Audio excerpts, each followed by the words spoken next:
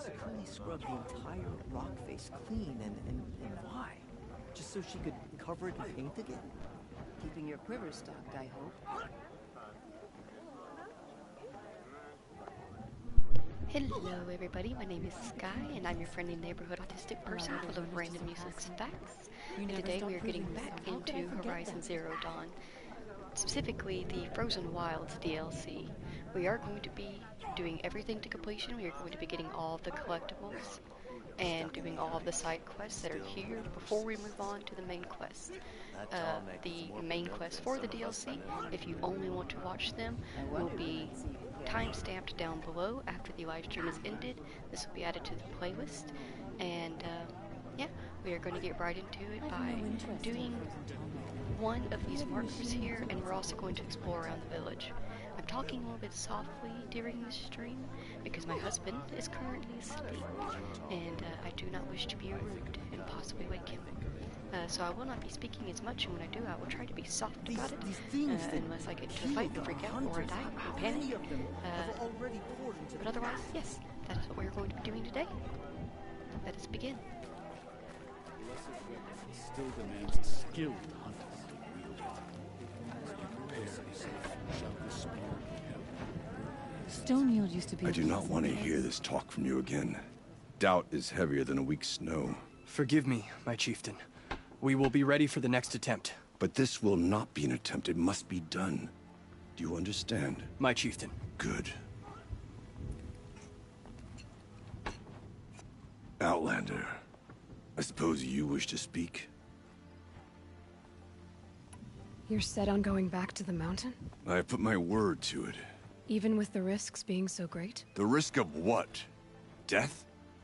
It would be a worse fate to bow our heads to the challenge and say too much. Did your Warwick come from this place? No, we rallied most of our hunters from across Banur to face the threat of the Daemon. But I was born here and stayed to fight the Karja when others retreated into the mountains. A few of my old warriors remained with me, those who survived. This Daemon you talked about. If you are hardy enough, you can venture out and see the signs yourself. It has changed the machines, made them fiercer, stronger. But what is it? A matter for the shamans to debate. Aurea knows about this Daemon. Where would I talk to her? She does a shaman's work. That is not for the eyes and ears of others. Certainly not an Outlander's. There are other Weraks in Song's Edge too? Yes. The village has its own life for all Banuk who need trade or shelter. After the war ended, it sprang up from what was once a campsite, quick as the bloom between frosts. Perhaps it will last until the Karja seek war again. Well, I guess that's it then. Good. I prefer deeds to words. Right. Good luck talking to Sakuli about her painting. I can never make sense of her. I know that I brought it up last stream, but the detail and the differences and the improvements that are added in for the DLC The Banuk of Song's in comparison Edge to are the own main voice, game and we are deserve just the painting, so beautiful. unlike any Like other. them moving around while they No one have sounds like the the Banuk, dialogue, but and just having that I've little bit heard of the motion, Norakan no matter how handle their small. bows.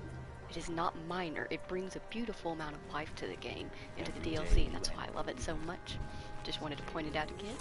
Let's go see what this lovely lady up here I'm has glad to say. my father isn't around. She seems very sad. It's a place It where would every torment him to need see is his met. legacy drowned. No wonder the Karja. You seem sad, stranger. I heard you mention a flood. Yes. A sudden deluge, without rain or melt to explain it. I'm Laolai, the drummer of Deep Din. Or at least I was, until it disappeared under the waters. Deep Din. What's that? A hollow, carved out by the old ones. A chamber, a basin, and a musical instrument all at once. My life, my calling.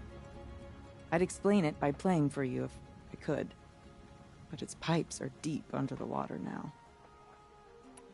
So the waters came fast. One day it was dry.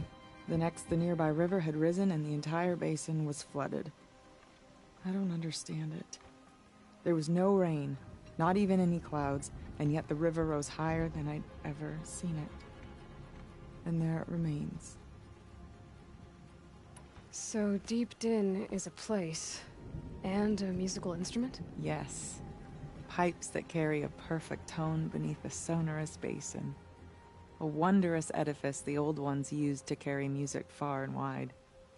During the war, my father played the pipes to rally the Banuk against the Karja. I'm the drummer now. But our battles are few and far between. Mostly I play for the joy of it. Or to remember my family. Of course, if the waters don't recede, what's the point of joy? Or remembering? A flood without rain. That is strange. Where is this place? I'll have a look if I'm in the area. Just northwest of here. Look all you like, but I don't see what good it'll do. The floodwaters aren't going anywhere. How does one ask a river to relent?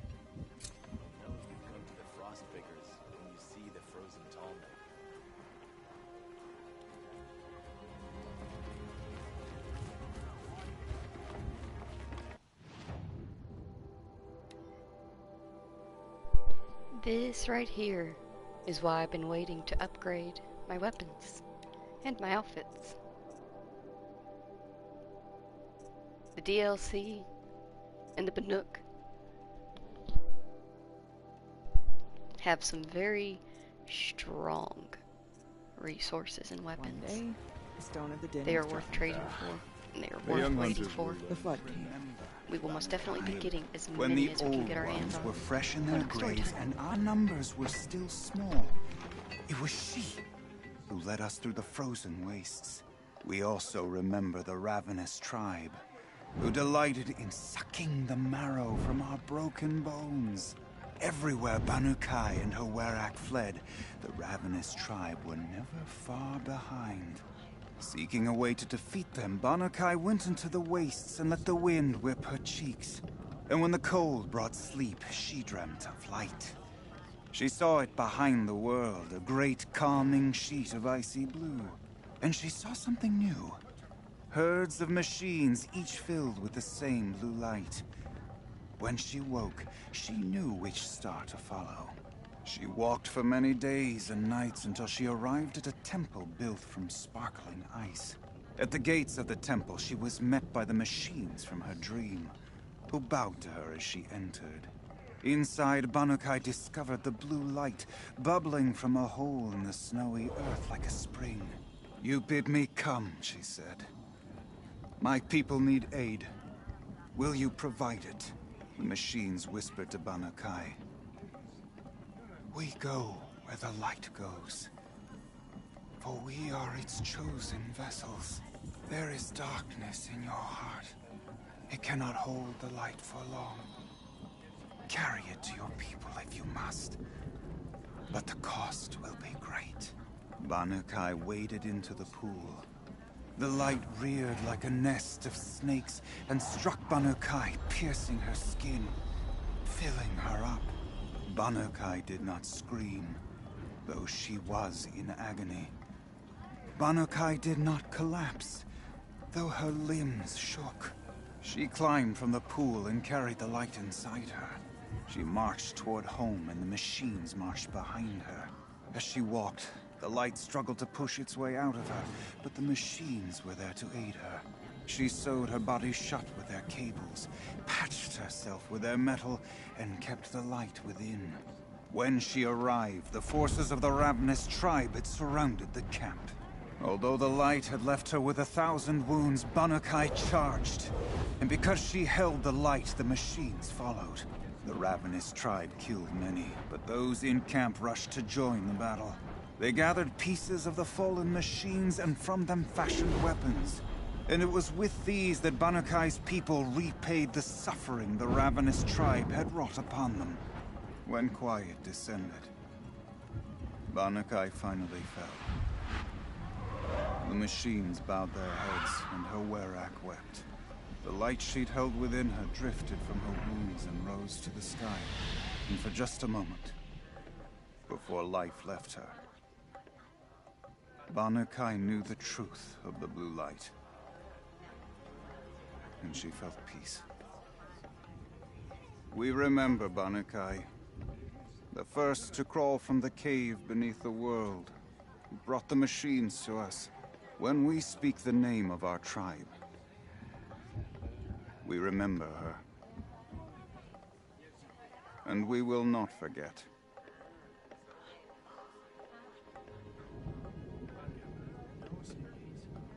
It's a super cool backstory. Also, another really neat detail of the DLC is that he walks away to let you know that he is done telling the story, instead of, whereas in the main game it just flips right back into restarting the story. Deep in, silenced by rising waters. Small, but not minor. Neat little detail. The Banuk We're gonna painted grab the a same free way sample for box from the ages, trader and over it suited here. us fine. Why must Sekuli meddle with it? There have been hunting competitions at the Frost. Gonna make sure and see if we need to sell anything.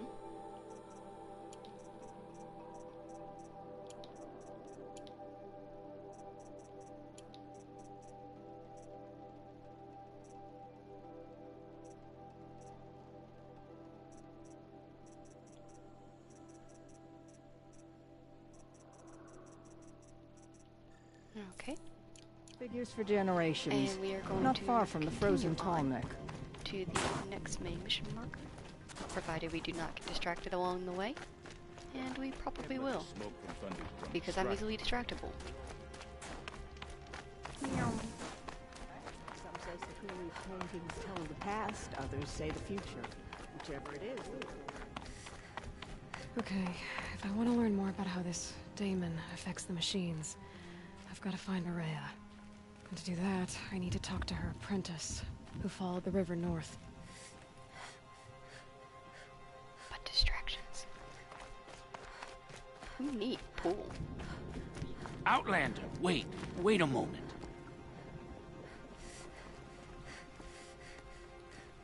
That weapon of yours, Outlander, that spear, I can see the blue light upon it. You're not the first to take an interest in it. I made it myself. Your own design, and yet you are not a shaman. No. More of a tinker? A tinker does not understand the spark in the metal, the song in the metal like this. But it could be improved upon, modified with the help of the old ones. Far north of here there is a cave, a shaft in the snow. Within it is a nest of metal birds. Find a bird that hasn't been stripped by shamans past. Look for a rail inside it, the length of your spear. That's all I can tell you. Get a rail from some metal birds in a cave. Sounds perfectly normal. I mean, y'all know I like upgrading my spear. Of course, at some point you're gonna have to do that. Sure, the Asa Check it out, they're dyeing clothes. but send them to the cut, and most of them don't last a week.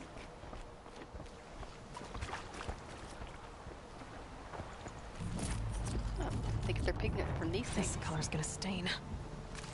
And that's kind of the point of color, though. Let's keep moving forward. Fix the marker.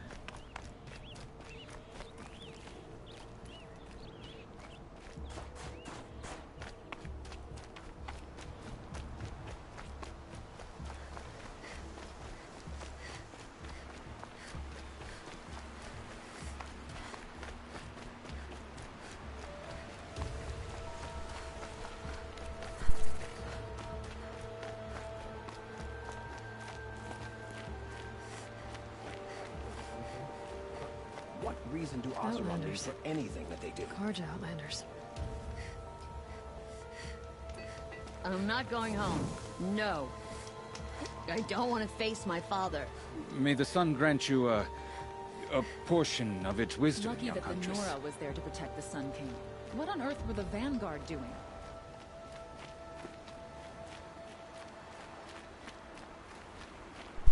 Not at all suspicious.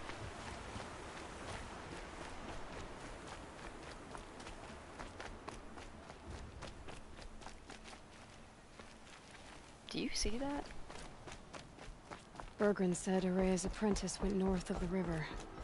Hopefully not too far. Yeah, it's probably not too far, but do you see that? A tonic? What did it take to knock one of those open, encased in ice? It fell a long time ago. But the scavengers have just gotten started. Of course, there's gonna be glint hawks involved. I can handle scrappers. Scrappers don't bother me. They're just scrappy little things.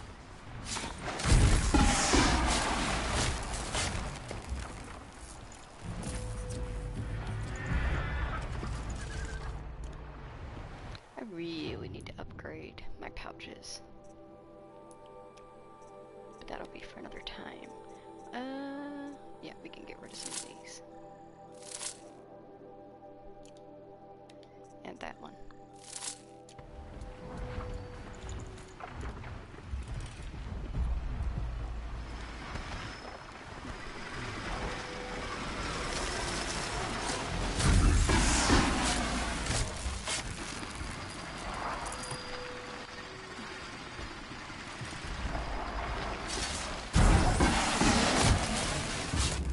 This tonic was probably holy to them.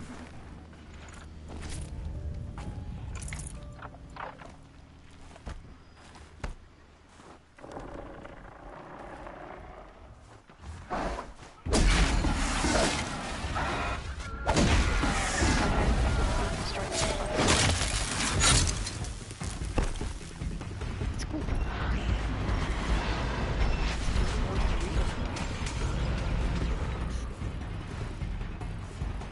Why has it always gotta be you?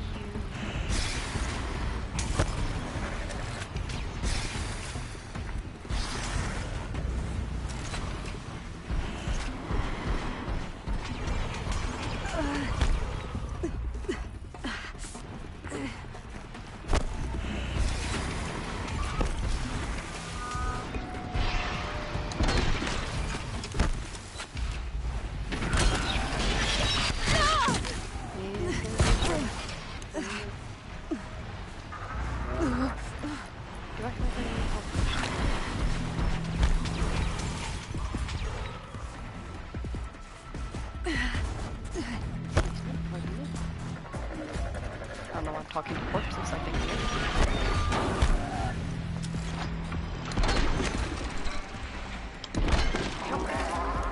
2 inches of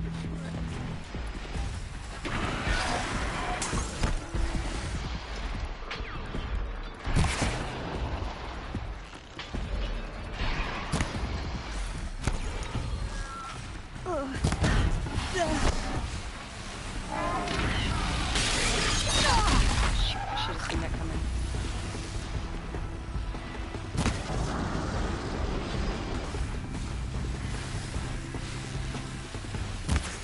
Go down.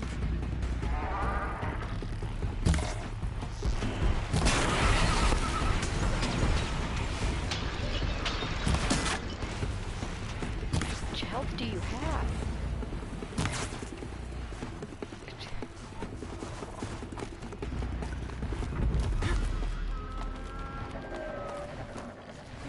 I can get out of this. Can I though? No.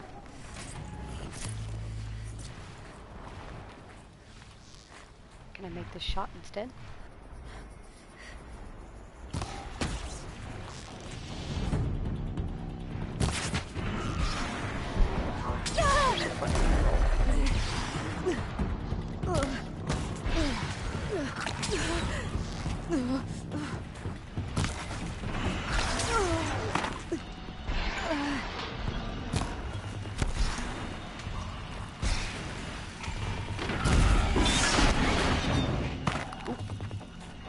Maybe that worked out.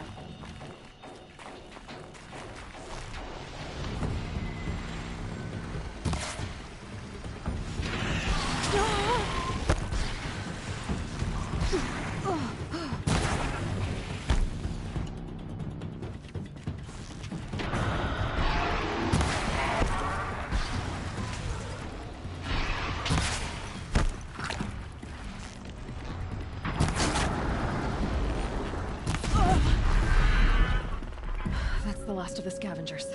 Okay. Should scan the tall neck. See how deep the damage goes.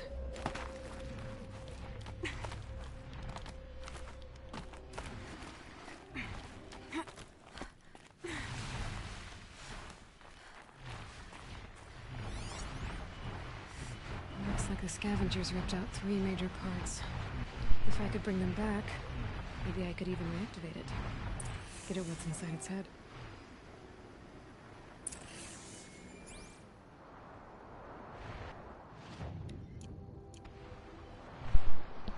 Alrighty, let's go find some tall neck parts. Let's get down safely.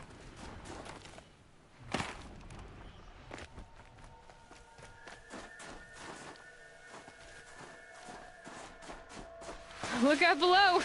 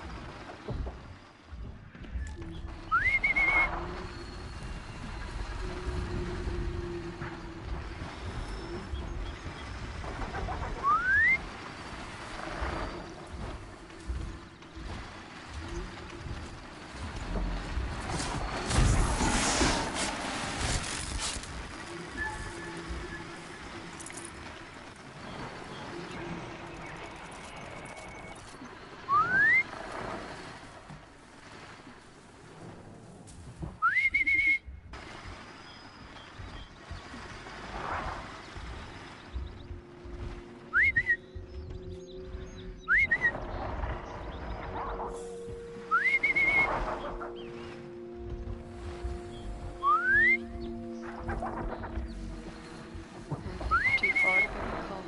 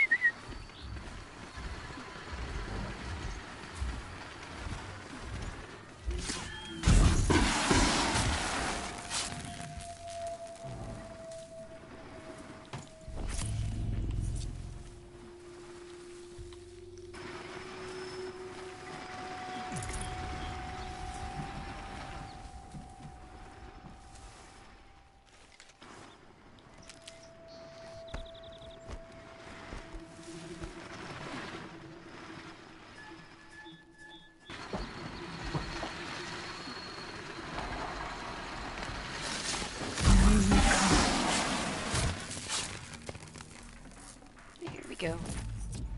Heart seems intact. Tall necks are built tough.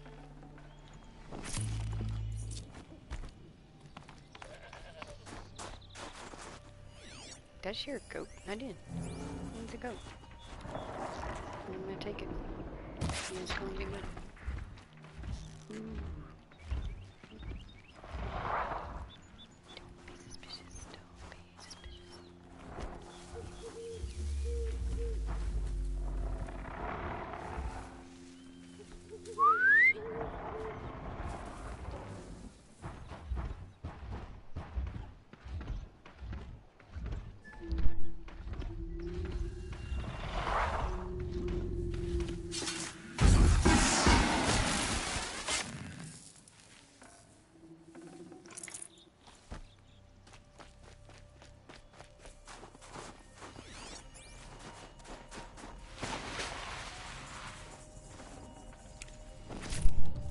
Nice.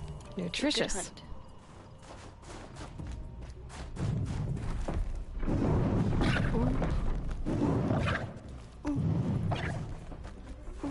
hunt. That is a scorcher.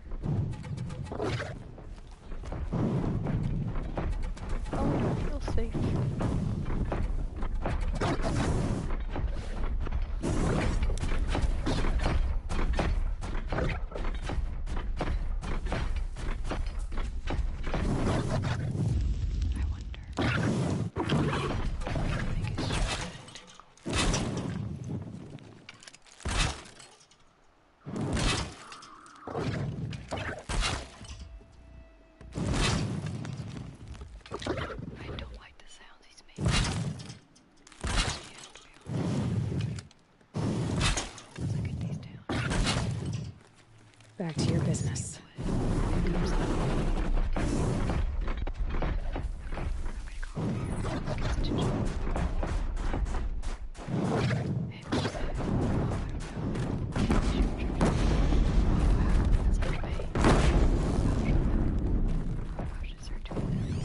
It'd be fascinating if they weren't looking for me.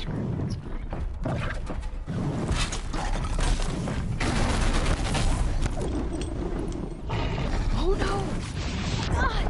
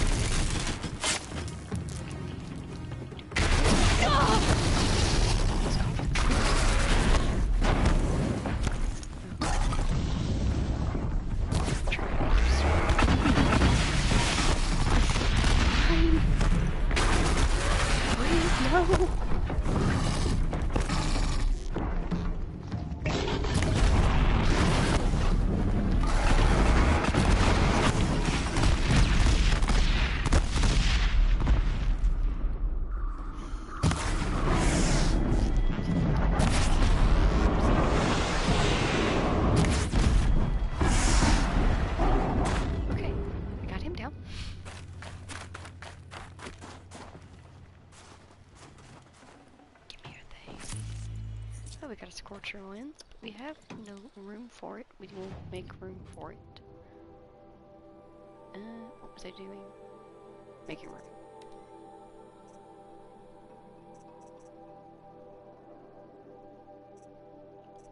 I have a duplicate here.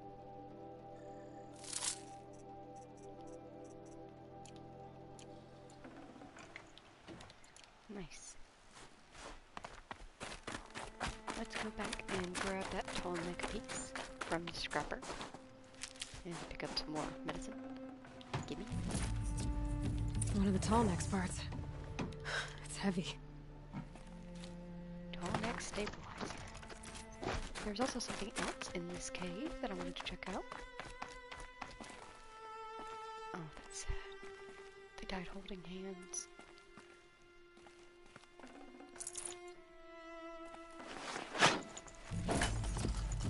Crystals.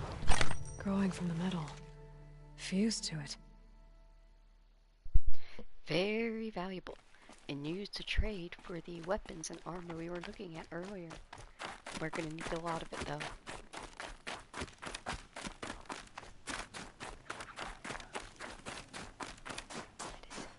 Cold. Very cold. I get it.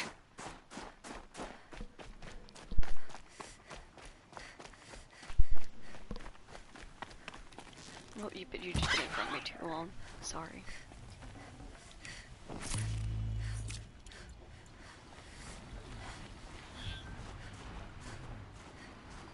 You're so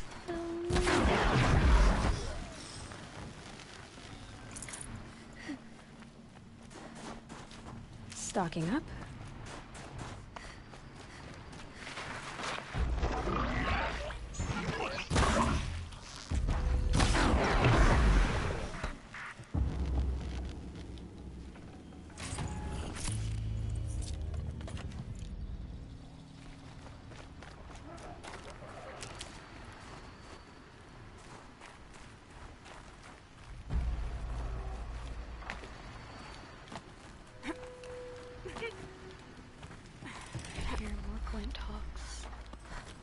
Yeah. I'm so excited.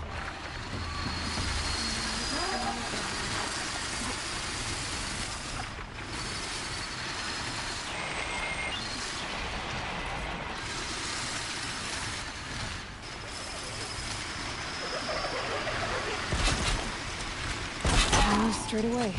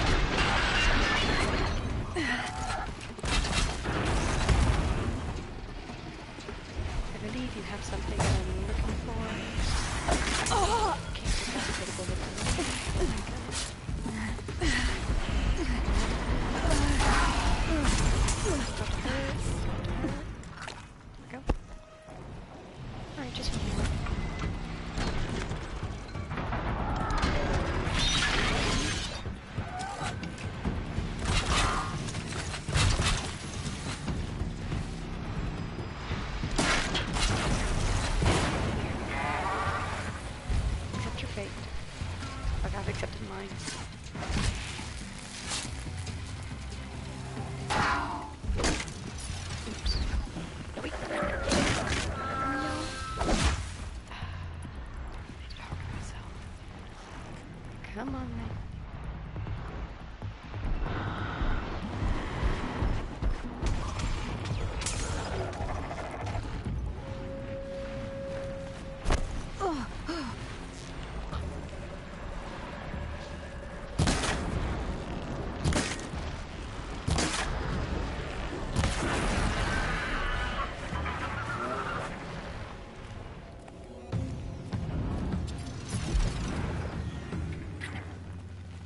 Anyways. Oh, I shouldn't have grabbed all those. It's whatever. It's fine.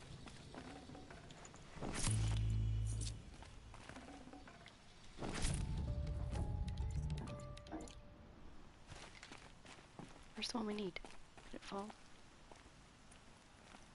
Ah, there it is, I think. Let me go. Let me go. Thank you.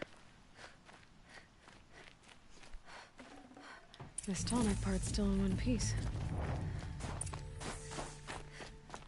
Alrighty, let's get back to the tonic. Let's see what we can't do with it.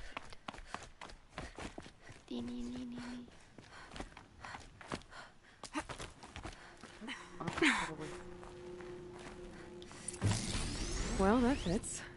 Sure hope it works. Put this in. Well, it's in better shape than it was. Hop up here. Hop over this. And put this back. Okay, if I'm right, I just need to get the power flowing through it again. And if I'm wrong, at least no one's watching. That we know of.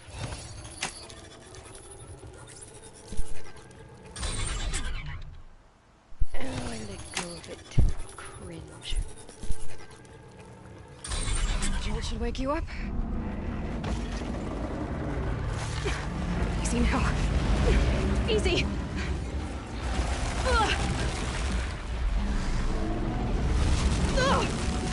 Right, it's never easy.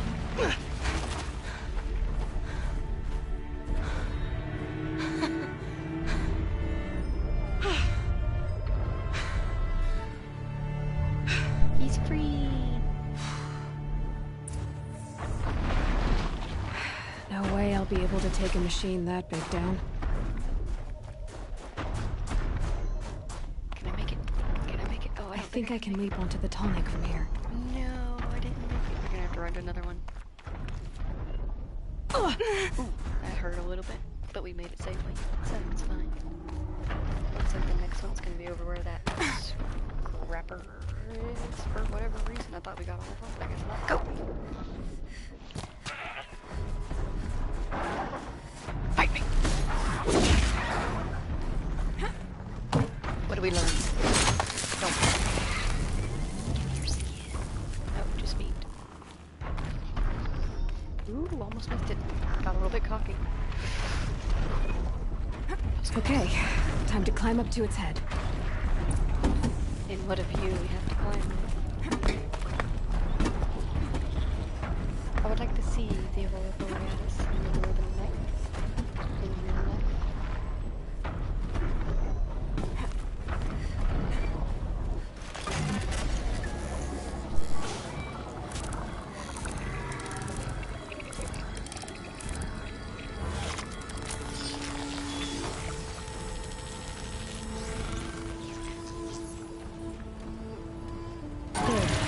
The data.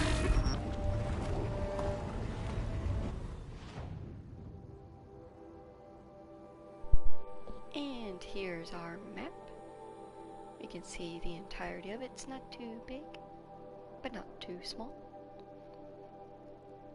Looks like we have a bandit camp over here, as well as their very own hunting grounds. And plenty of blue gleam merchants scattered throughout. We'll have a good time. We're gonna ride this lovely little, or well, not so little, but quite tall and big, beautiful, tall neck, all the way around a little bit closer to where we're going to get off at for our mission.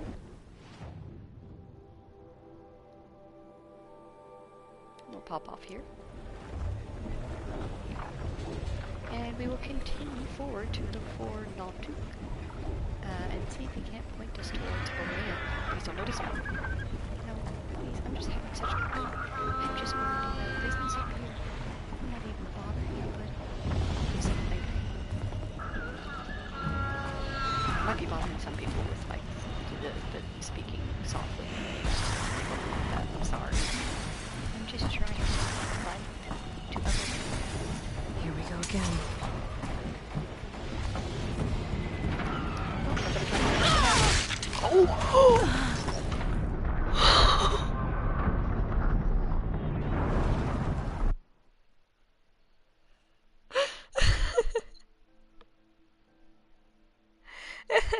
We didn't just fall to our death, we got flattened into a pancake by a tall neckfoot.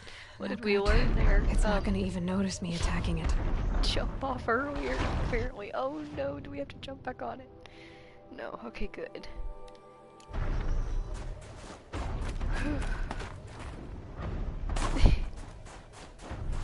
Let's go find the apprentice boy and see if we can help him. If we can see him in this very thick snow. It's actually I love snow. I love being in snow like this in real life. But it's also not very fun to actually practically live in, of course, or drive in. And so, you know, I understand it has its pros and cons, but look, it's so pretty. 5 seconds.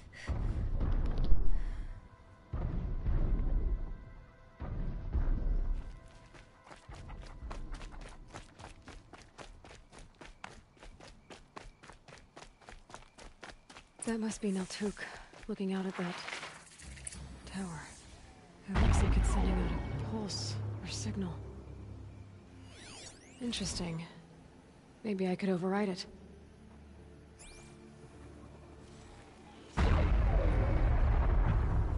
Naltuk? Who are you? How did you find me? Bergrand told me you'd be out here. He's persistent. I've told that Oseram 1,000 times. I don't need to buy anything. And I'm not selling. I just need to find Aurea. Well, you won't. She's gone where only shamans can tread. She seeks guidance from the voice in the blue light. That is her task. And the task she gave me is to observe the daemon's work. To stop it spreading, if I can. But what can I do about these towers? In only a few weeks, they've sprouted throughout the cut. The daemon's energy pulses from them. Rallies the machines, even repairs them. Will you tell me where Aurea went? You ask a lot of questions. Only when I'm not getting the answers I need. There's but one voice Aurea wants to hear right now, and it isn't yours. I'm sorry. Aratak said this daemon was frenzying machines? Look there. Those with the purple markings. They belong to the daemon. They're stronger, more dangerous. I've seen something like this before. A corruption. But it wasn't from your daemon. You have? Well, then you know more than I do. These towers, were they part of your corruption? No. Those are new to me too. Like I said, they empower the daemon's machines. They must be stopped. All right. You want to stop the spread of the daemon's work? I know how to get started. With my bow and spear. Outlander, wait. Won't you tell me your name? Aloy. Good. If you fall to the daemon's machines, at least I can properly recount your efforts to Aurea. Thanks for the vote of confidence. But I won't fall. And when I'm done, you're gonna tell me where she is. Alright. Let's move in a little bit closer. And let's get a look at what we're dealing with here. I can kill the machines, but what about the tower? I need to destroy it. Or override it. How about both? We have a demonic longleg, a scrapper, a goat. Oh, I missed it. Another scrapper. Third scrapper. I need to override the tower. Take control. Alright, we're gonna hop across the side. We're gonna do some damage. Let's wait. Be patient.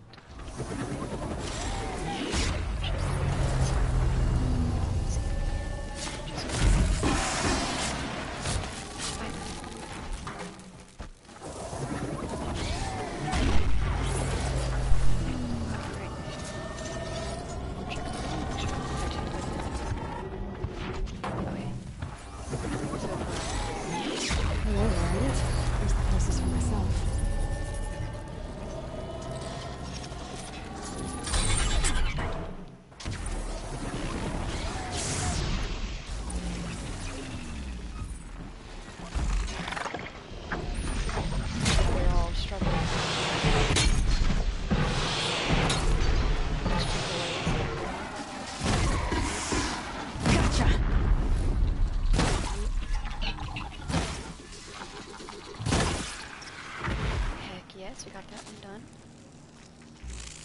And what's actually got very far away. It's very far. Even further. And let's lay actually let's pop two. Right in.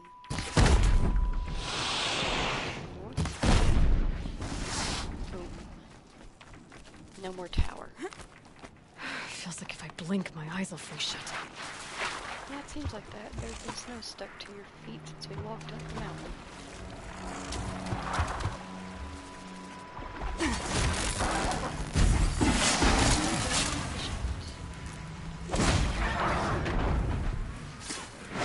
Boy. Oh, you're stronger than you were. So the tower helps nearby machines, but it can be overridden. And, most importantly, destroyed.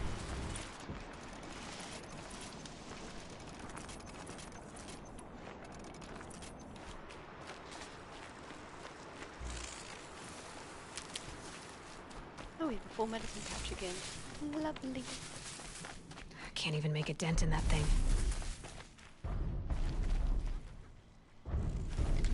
Are you glitching from the tall neck thing? If that's what that is, I might have to stop and restart the stream because I might have to load up a save. Or maybe we could just ignore it, we'll see. We are a little bit close to it, so maybe we're close enough to have activated that. Now we know how to deal with the machines and the towers. The daemon's next. Perhaps Aurea should meet you after all. What she truly seeks is hope. After what I just saw, you could show her that. She's in retreat beyond those mountains, the ice rasps. You'll have to walk the shaman's path to get there. You'll know you've reached the end when you come to a shrine. A great machine covered in blue gleam. Shamans who complete the path take a piece of it as reward. If you make it that far. You should too. You'll have earned it.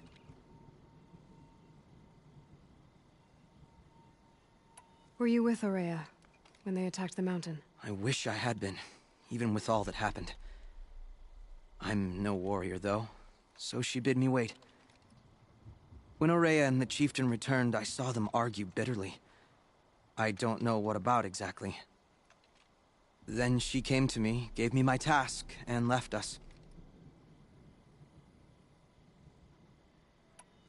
Bergren told me you're Aurea's apprentice. In her absence, I served the chieftain and his werak as an advisor, a scout, a speaker for the Blue Light. A lot of responsibilities. I don't know if I can live up to Aurea's example, but I have to try.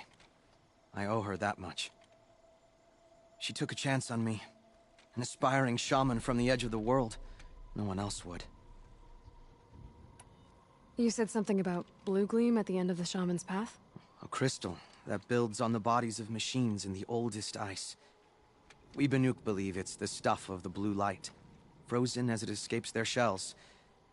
You might be more interested that merchants will trade well for it. How do I cross this shaman's path? Go to the ice rasps. Then follow the markers through the ice caves and the waterfalls, and make the climb to the shrine. But be careful. The path is meant to be an ordeal, the final trial of a young shaman's training. And I'll find Aurea at the end of it? No. She goes further up, somewhere inside the mountain. If you see her, would you tell her, I have faith she will hear the voice again. Duly noted. Sounds like we have quite I guess a I'm ways off to the to ice start rasps climbing. to find this shaman's path. Well put, Aloy. That's exactly what I was gonna say. Gonna start heading there right away. And try not to be distracted. Go!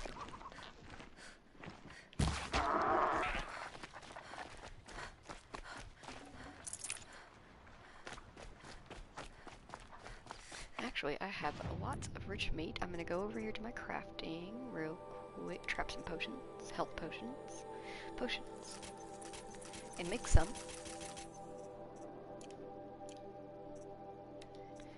Let's see. I need fish bones, fox bones, turkey skins, fox skins, turkey skins, fish bones and turkey skins, fox skins, fish bones and meat. So I need fish bones and turkey skins and turkey bone. I need bones and skins of turkeys, fish, and fox. It's really about all we got. And boars and goats, apparently. And I think owls, I've heard them hooting in the night. Oh, look! There goes one now. I was right. It's an owl. Oh. Leave a thing here. Return to Singapore. Ooh, this is a long one. Pause to read. 5 seconds per pause.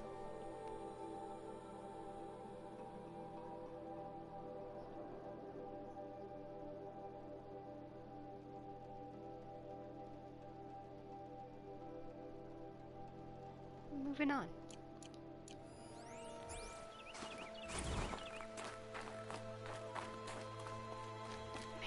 The way the Banuk decorate is just so beautiful. I love their use of colors and banners and flags, lanterns. They do such a wonderful job.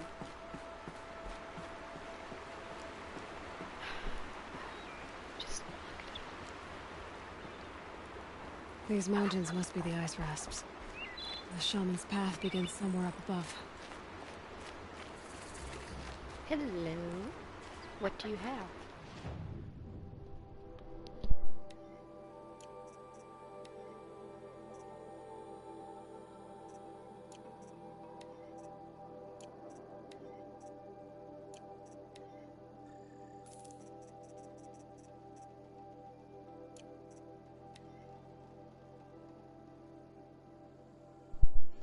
We definitely need to purchase these.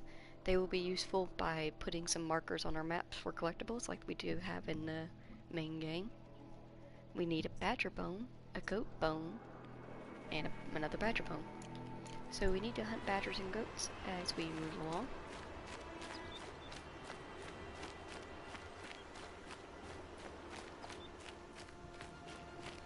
And let's start the climb.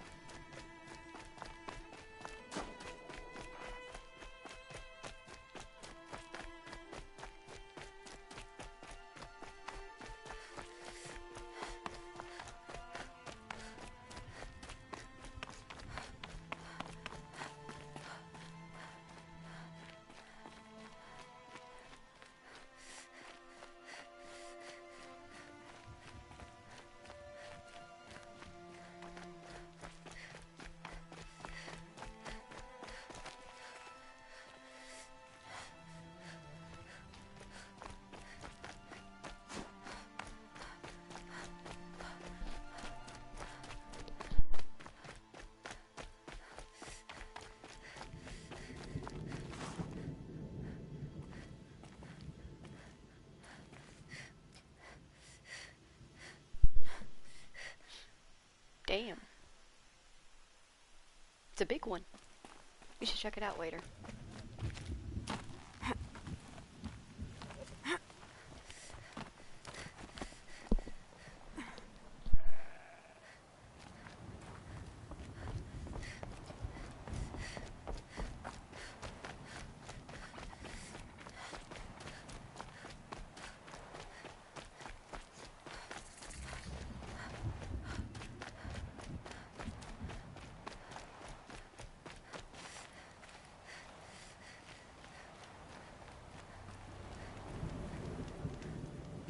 A quick meow. And then we're going to do 5 seconds of ooh. Ah. It's so pretty. I'm pretty far up. The shaman's path must be around here, so this must be one of the markers Naltuk told me about. Show me the path.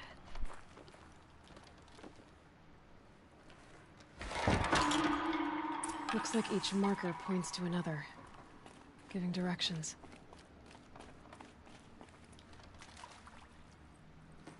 Guess I'm heading deeper into the cold, creepy ice cave. It's not that creepy. What's this chime for? To help guide the way with sound? If there's more, maybe my focus can find them. Goat.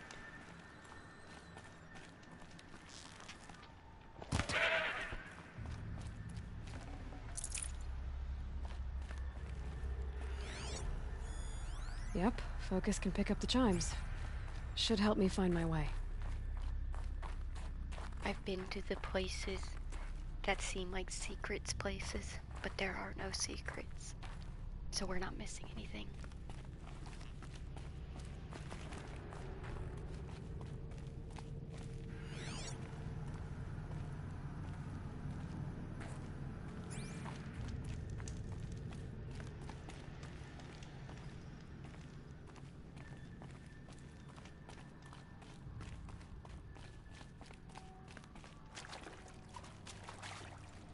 Another marker. Good.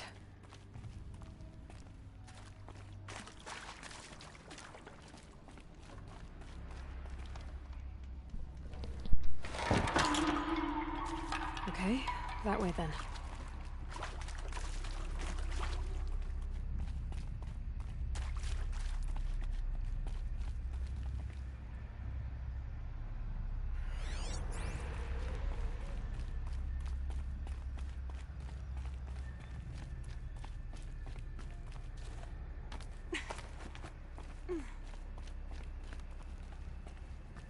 Not this way.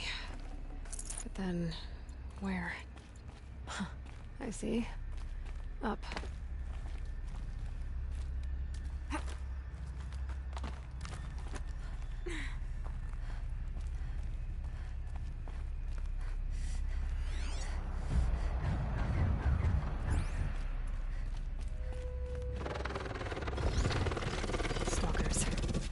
be careful. Of course, there's stalkers in here. Through here.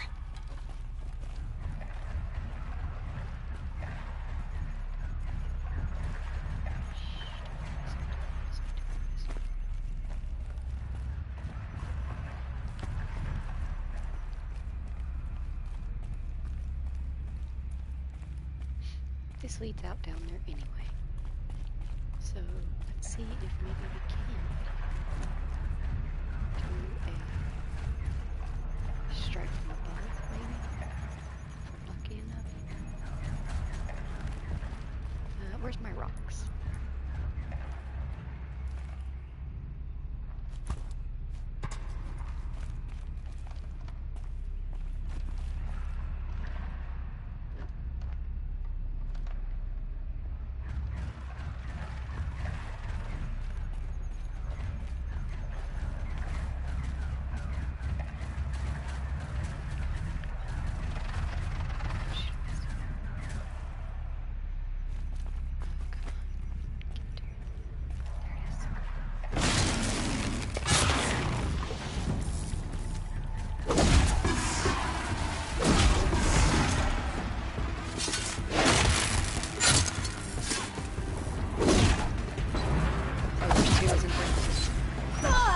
Oh, there's two, isn't there?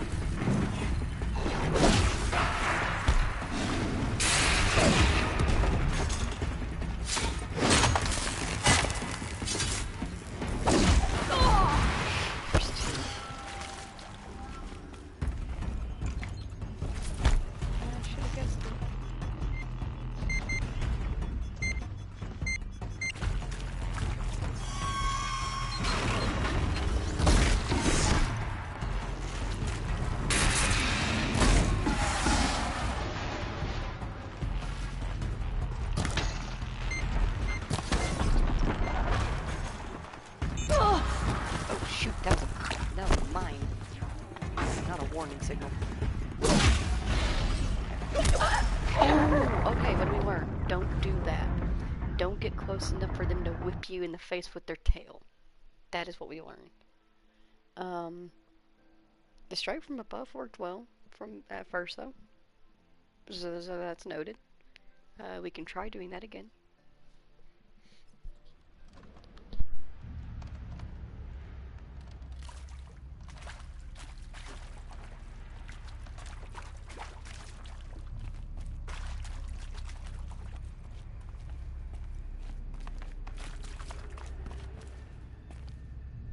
How far did it set us back to?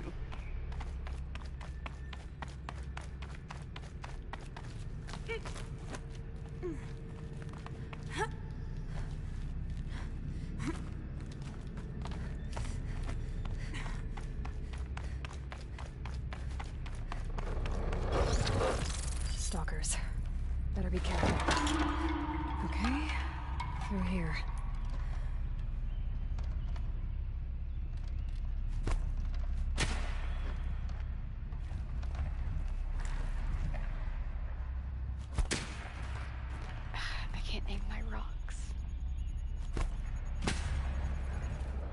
I'm gonna need to replace my rocks.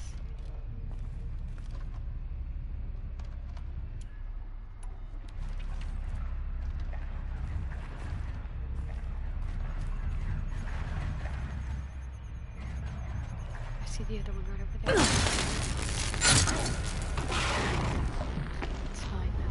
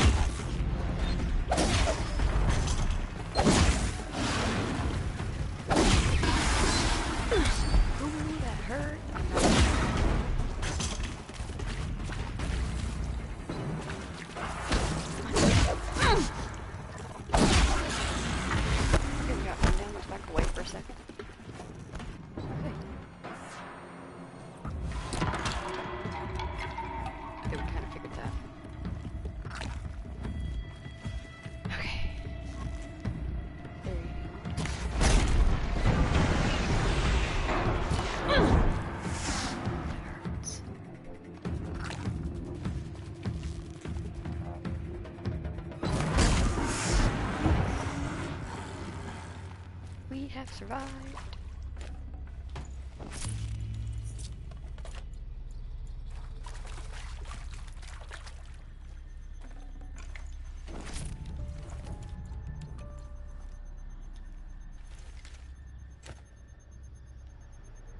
Let me up.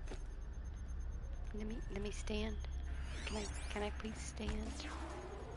Can I not stand? There we go. Give me back my rocks.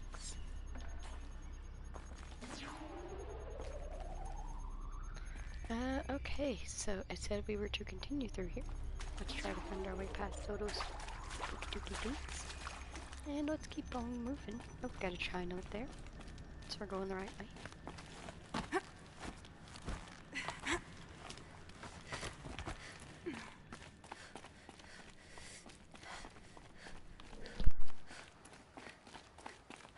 Done with the cave. So what's next on this path? You know what's coming. Sit back, relax, and take in 10 seconds of ambiance.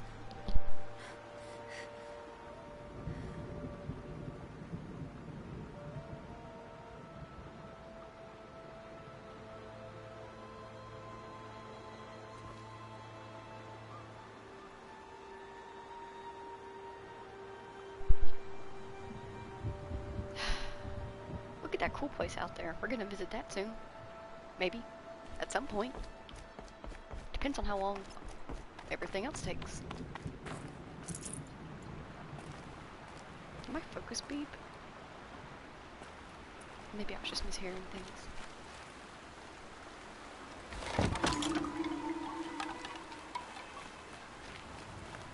And yes, I am going to activate every single marker, even though it's very obvious where I need to go.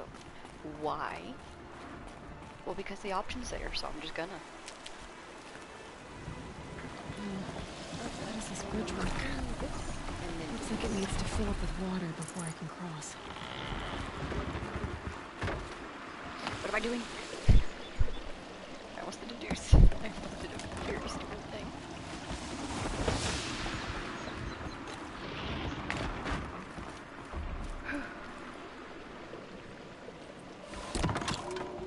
Around the bend we go. And we're gonna first.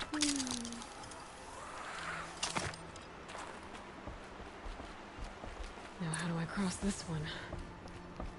First and always first, if there's a ladder. Down it is. Push it down. Down, then up. Won't hurt but to check.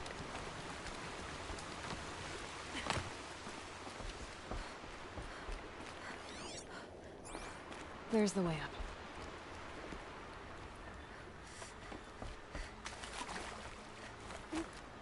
It's a good thing I came over for the supply box. Looks like we've got another piece of pigment here.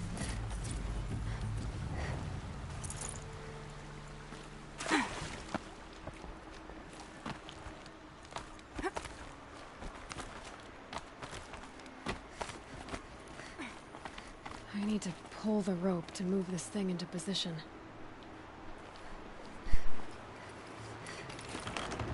Okay, the bridge is filling up. Alrighty. Let's take a wee. Very shortly. Did we make it? Probably not. Oh, but we did!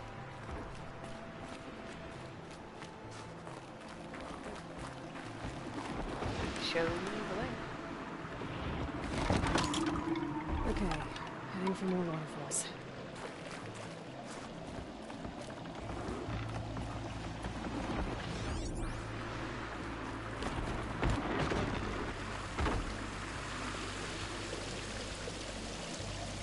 It's like waiting for an elevator. Oh, this elevator's on a timer! You tried! You almost had me!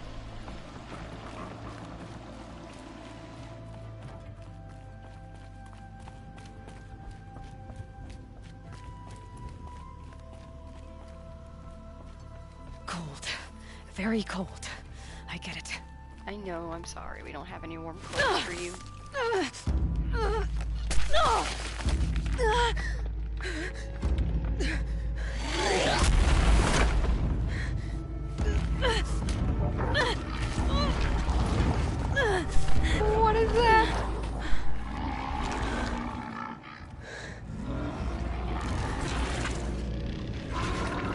Morgan wasn't exaggerating. There's definitely something new out here. And I don't think it's friendly.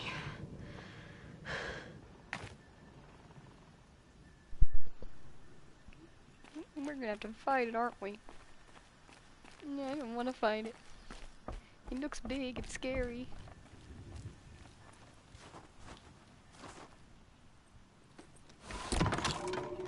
Onward and upward.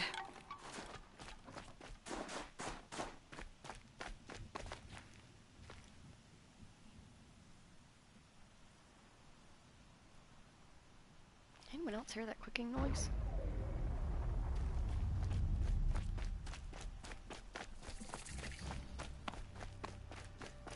Don't like the sound of that.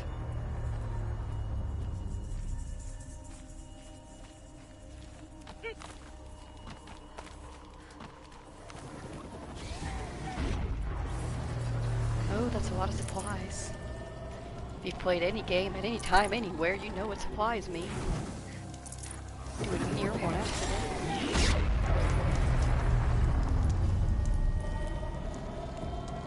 Where's my freeze potions? Where freezers is? There we go. Just gonna go ahead and confirm. Yep. It's pointing right towards those machine hounds. Freezer says potion. Health boost. And let's keep that full health potion ready.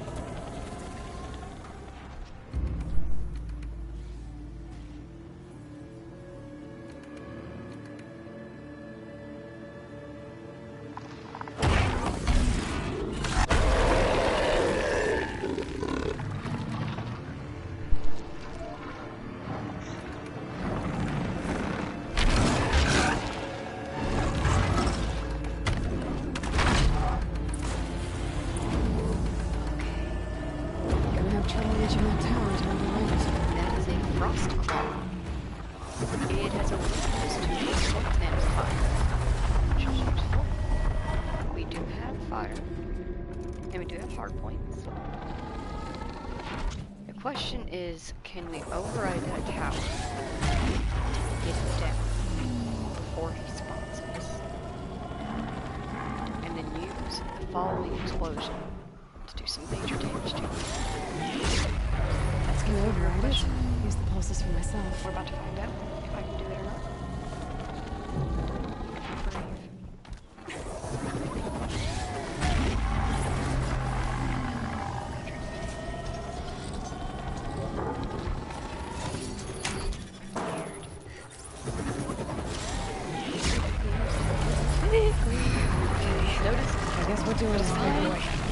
We overrode it? Yes, we overrode it. I believe it's low 2 hardpoint arrows. They're almost 2 more. So we're going to use that last. Hopefully do some damage. Oh, and that did almost no damage. That's scary. You're scary for a child.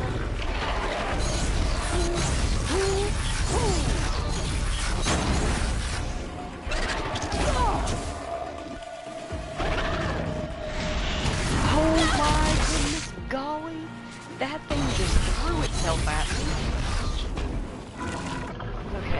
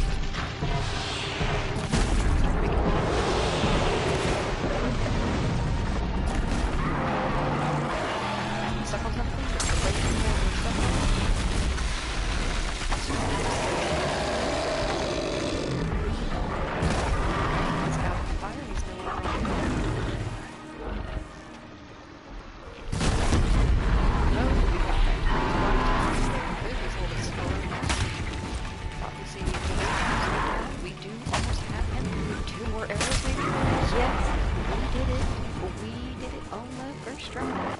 Scary new machine, down. Now back to finding Araya. Which means I've got to climb. That's interesting. Let's see if we can clear anything for that. Oh, we have 16 here. Never mind.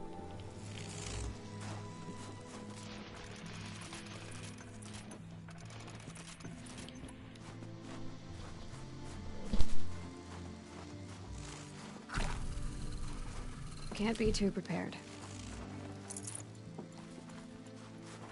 I should be able to get up there.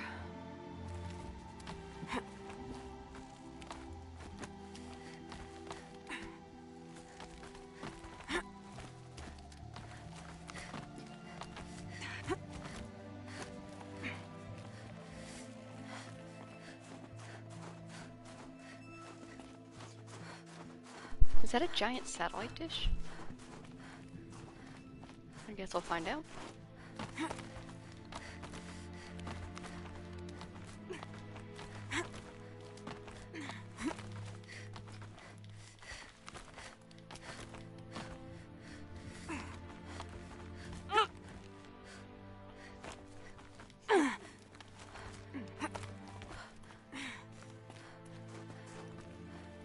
Stuck on a rock.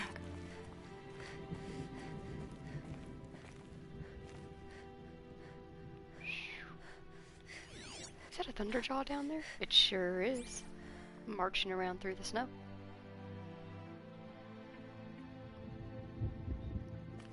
Let's keep moving.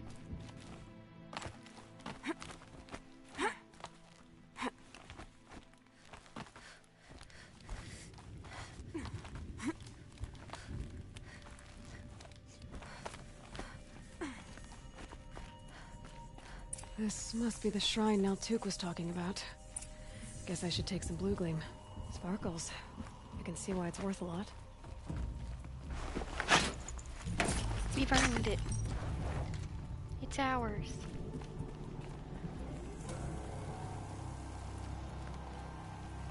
It was indeed a satellite dish.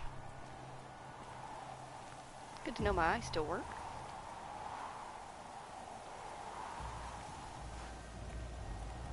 Naltuk said Araya went past the shrine, into the mountain. I'd better take those stairs.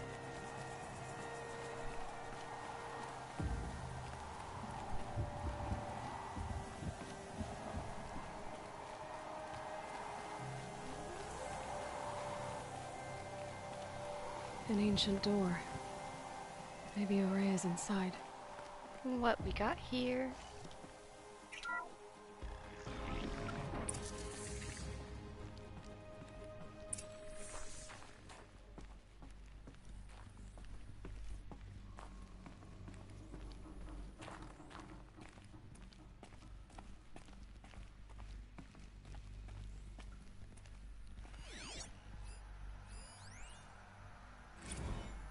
March 10th, 2046. I just spent 16 hours in here, trying to install upgrades to improve efficiency for the central processing unit. Project Firebreak is going to need the brain power. Let's just hope I'll have enough of my own. Anita stayed with me the whole time. We got a lot done, but every time she brushed by and I smelled her hair... Oh boy. I should just go to bed. Okay.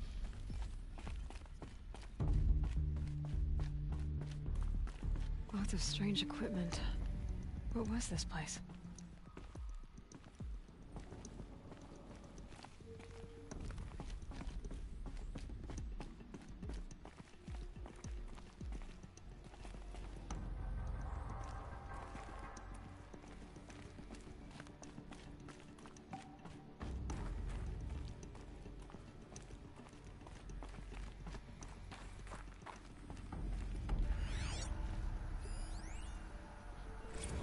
This is Director of Security Blevins resending the emergency supply order. Try reading it this time, okay? You weasels don't want me calling my people in SLC. Ugh, he's one of those. Let me begin by spelling out disaster for you. A destructive event causing a level of disturbance unmanageable via application of the ordinary resources. What you have given us is distinctly ordinary. Dummy's version. Give me what I need, or you'll be on an autocar to Layoff City quicker than you can say code red. The list. One more time. 3,000 MREs, no lasagna. 30 military-grade flashlights, no more junk store crap. 10 portable water pumps, not 5, not 8, 10. 50 tubes of fungicide, we are working underground, spores happen. 15 hydraulic jacks, 12 replacement drone propulsion units, 50 holographic microdrives. In a disaster, see definition above, it's absolutely critical to track all ingresses and egresses of the facility. I take our safety seriously, even if you don't. 50 almond-scented extra soft data corrupted.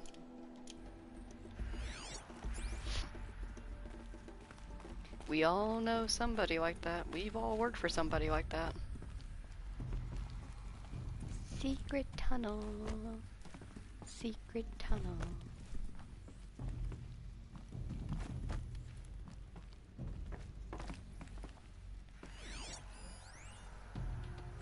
Director of Security Blevins is riding us like a petty tyrant. I can't even sneeze without triggering his control issues.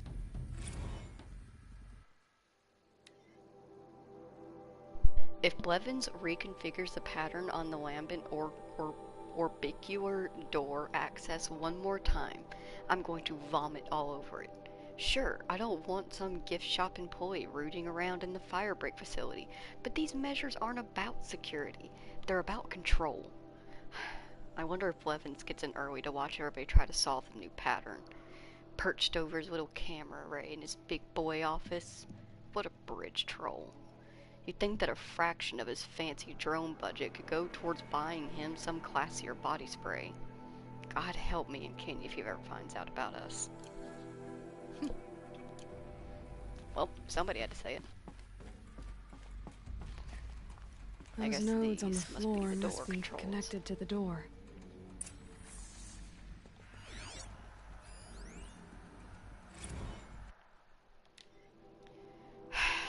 It's from Blevins. I can just tell by the writing. Okay, so I've been hearing that some of our staff members are having trouble with our state-of-the-art, ultra-secure, and absolutely necessary lambent orbicular door access. So here's the slow version. Again, the thingy in the middle is the source node. Turn it on. Yeah, I know. Hard, right? Then you've got to turn on the other nodes so that the data stream containing your credentials gets back to the source. Some nodes are used as a buffer to corrupt or suspect data, so avoid those. Shouldn't be too tough because, you know, they're red. Like a stop sign. I'm guessing you were taught this in preschool, but with this crowd, who knows? Anyway, that's it. Get the data stream back to the source and the door opens. It's really not that tough. But if you need me to, I'll hold your hand while you give it a try. Actually, scratch that. Do it yourself. I'm not going to touch your hand. Definitely written by Blevins. Let's see what we got here.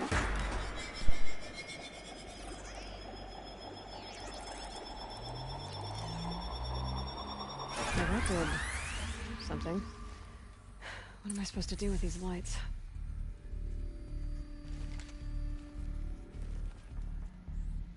These things turn, changing the flow of light.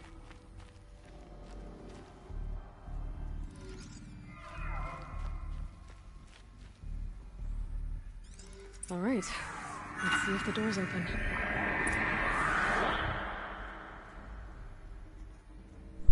Hello, Munchkin Man.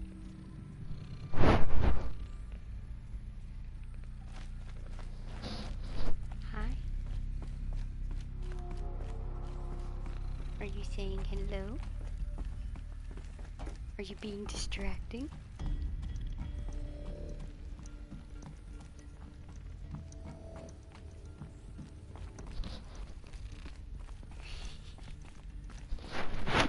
Buddy, please don't eat the mic. I know you just want to say hello, but you make a lot of noise when you do that.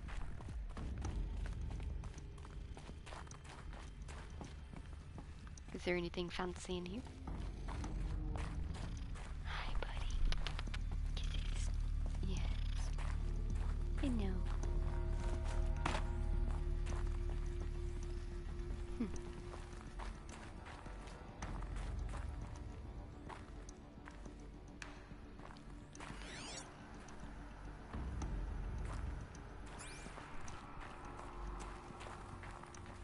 Oh, there it is. I just couldn't see it because of the snow and the light.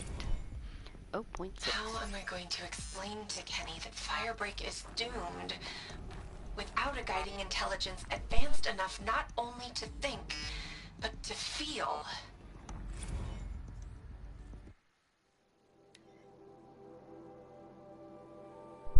Anita Sandoval. Oh, that was what we'd already listened to. Personal log, 0.6. What does it mean to quantify an intelligence anyway? You can't just assign a number on a continuum to a conscious mind and then expect it to obey whatever arbitrary limit that number represents. There's no way around it. Without the supervision of a mind beyond human capacities, Firebreak is going to fail. And 0.6 won't cut it either.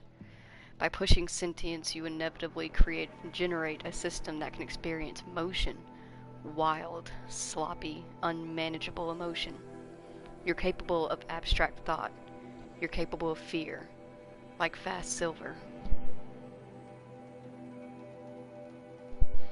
I won't go through that again. I categorically refuse. Hopefully I can get all this across to Kenny. I like him. I like his lopsided little smile. I especially like those circles he makes with his hands when he gets excited about an idea.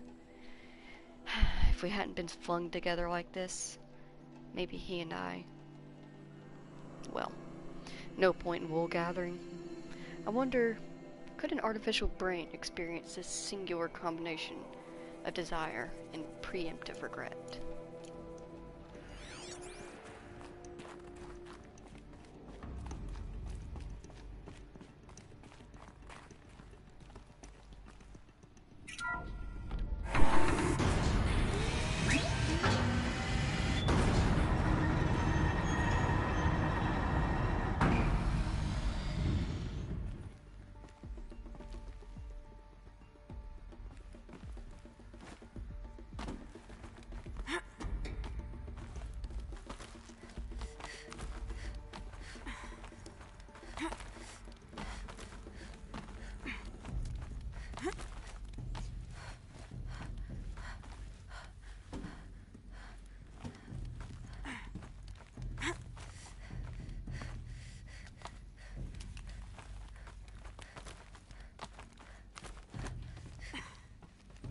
Fresh air ahead.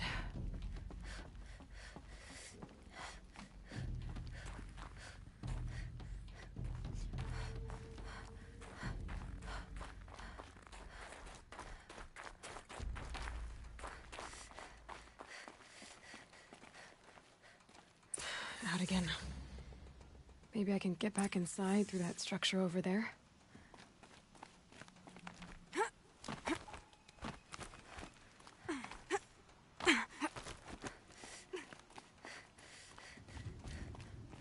Looks like I need to get to those stairs.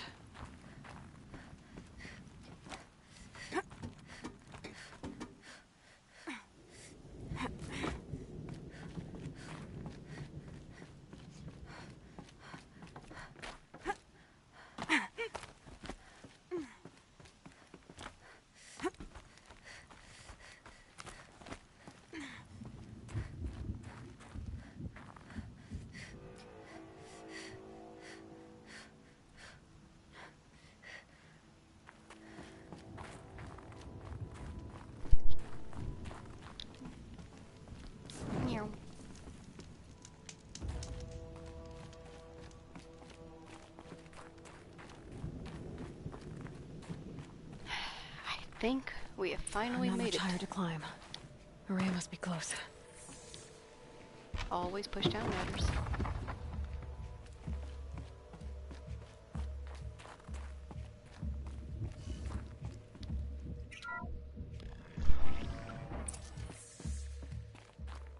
She has to be in here somewhere.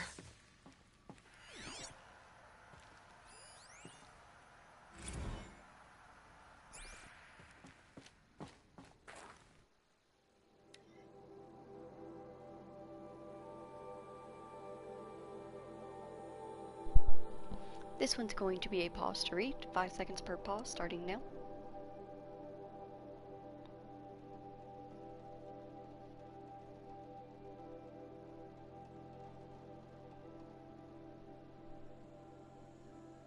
Moving on.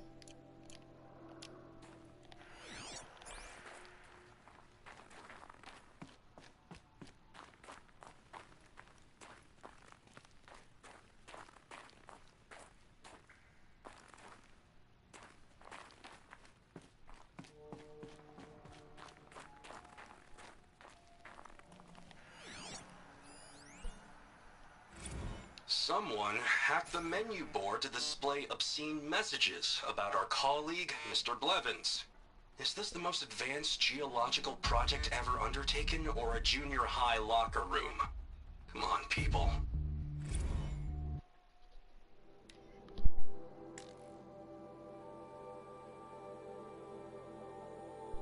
All staff at an assembly of our country's finest scientific minds, recruited to address a grave threat to national safety. It would be fair to expect more mature conduct than that demonstrated yesterday in the canteen. Mr. Blevins plays a crucial role in the successful execution of Firebreak. It is due the respect both of his title and of his many contributions to the project. Any further interference in the menu boards will necessitate my direct personal involvement. Anita, was it you?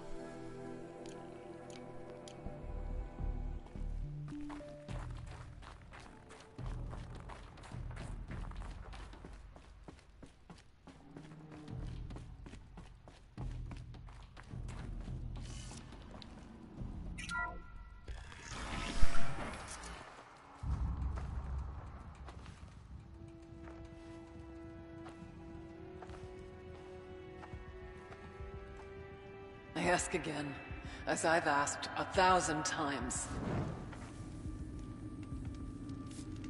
Speak to me. What more would you have me do? Is there no prayer that will reach you? No mark that will break your bonds? Ah! I can't help you if you won't speak. A whisper is all I ask, to guide me.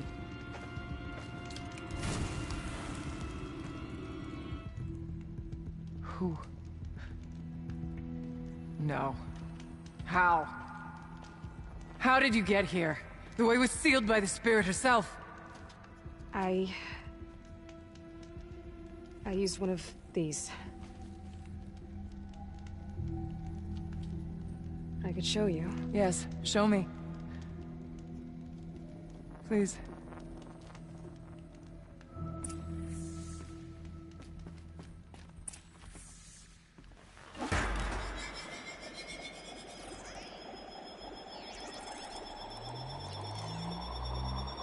This one's bigger, but I'll bet the goal's the same. Get the light back to the source.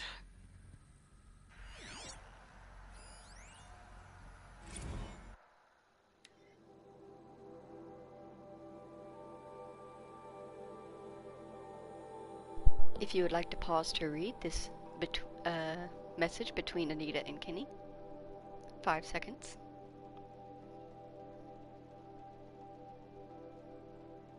Moving on.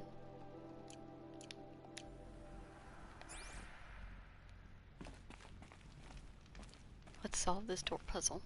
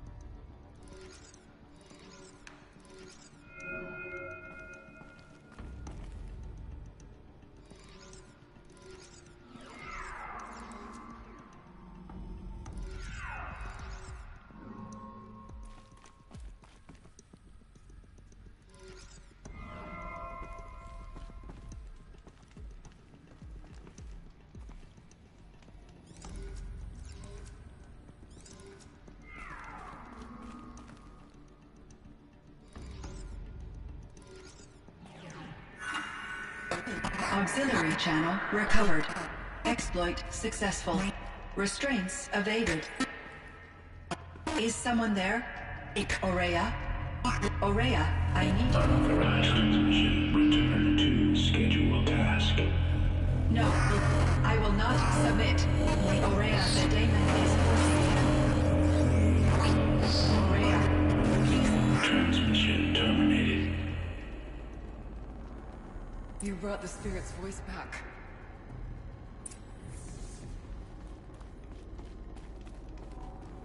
You heard it. The voice of the spirit calling to me from the heights of Thunder's drum. She was able to throw off the bonds of the daemon for a moment. Because of what you did. Who are you? And what do you want? I'm Aloy. Naltuk sent me. He thought that you could use my help. He was not mistaken. You've been a revelation. Now I know for certain that the spirit endures. Perhaps together we can find a way to set her free. Let's not get ahead of ourselves. I came all this way for answers, and so far, I haven't heard any. It seems to me that you are the answer. But of course, I'll tell you all I can. The daemon. What do you know about it? I spoke with the spirit many times. First here, then inside Thunder's drum. The last time... She told me she was under attack by something that could not be seen by mortal eyes. Something... evil. She named it the daemon, and said it needed her power to do what it willed. And she begged me for help, to find a way to destroy her, if necessary, to keep it from using her. That was 5 years ago. I didn't hear her voice again, until today.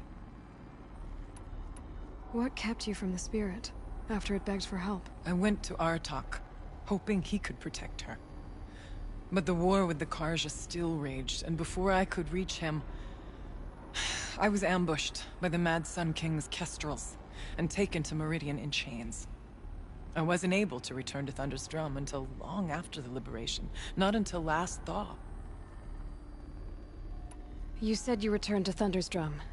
That was the expedition that went bad. I saw the funeral. Yes. Once there was finally peace with the Karja, Aratak and I gathered a Warwick of great hunters to defeat the daemon.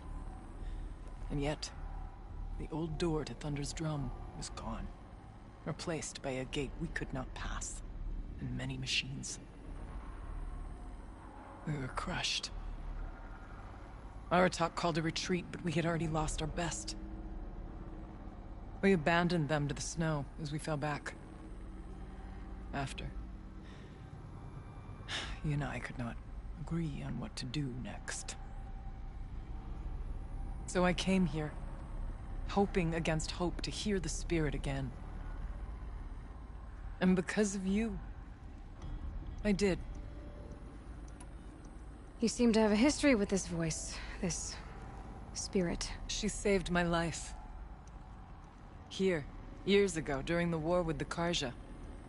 A raid scattered my Warwick. I was cut off, alone. I lured the enemy into the Rime Drifts, hoping to lose them in the mist, but they endured, so I took refuge in this cave. That's when I heard her voice. A wanderer. Lost, like me. A spirit of the blue light, yet sundered from it. She asked me for aid. She chose me. But I was in no position to help, not with the Karja after me. So she helped me first. By closing a door on the mountain below, one you must have opened to get here. Locked by means similar to those found in this room. It kept the Karja from reaching me. Safe from them. I was able to do as she asked. What did the spirit want from you? She said she was... hurt. Incomplete. She needed bones. Parts not unlike what you'd find in a machine. They were here, in this room. She wanted me to bring them to Thunder's drum. So I did, and she showed me how to heal her. So began our communion. You had a communion with the spirit? Yes. Inside Thunder's drum is a room like this one, only larger, with an altar. I went there many times to speak with her. What did she say? She told me she was lost and needed my help. She asked questions about our lands, our tribe, and she listened. With patience. With wisdom. I told her things long kept silent about my family, my dreams, my fears. She never tired of me. Never judged. We kept each other's company. Aurea, what do you think the spirit is? I see. You are not Banuk, and our songs are not familiar to you. You do not know of the blue light. That which struggles to survive in our hearts and animates the machines. The essence of life, and in its purest form. Harmony. As the anger of the machines grows, this light has faded from the world, and the spirits it sustains are stranded. That's what she is. A lost soul, cut off from what it needs. Lonely, forsaken. I must help her. We must. I'm not sure if I understand, but I want to. That's all I need. Bergren said you might know something about a man named Silence. That you may have had dealings with him at the Conclave? When that name is spoken, secrets soon follow. Or vanish, as the case may be. Why do you want to know? He's put me in danger, but also offered help. I don't know as much about him as I'd like to. I would imagine his aid is very powerful, but it will not come without cost. Unfortunately, I am sworn to an oath of secrecy by the Conclave on this matter. I get that. But you and I are trying to help each other, right? Yes. But I would be breaking an oath, and that I cannot do.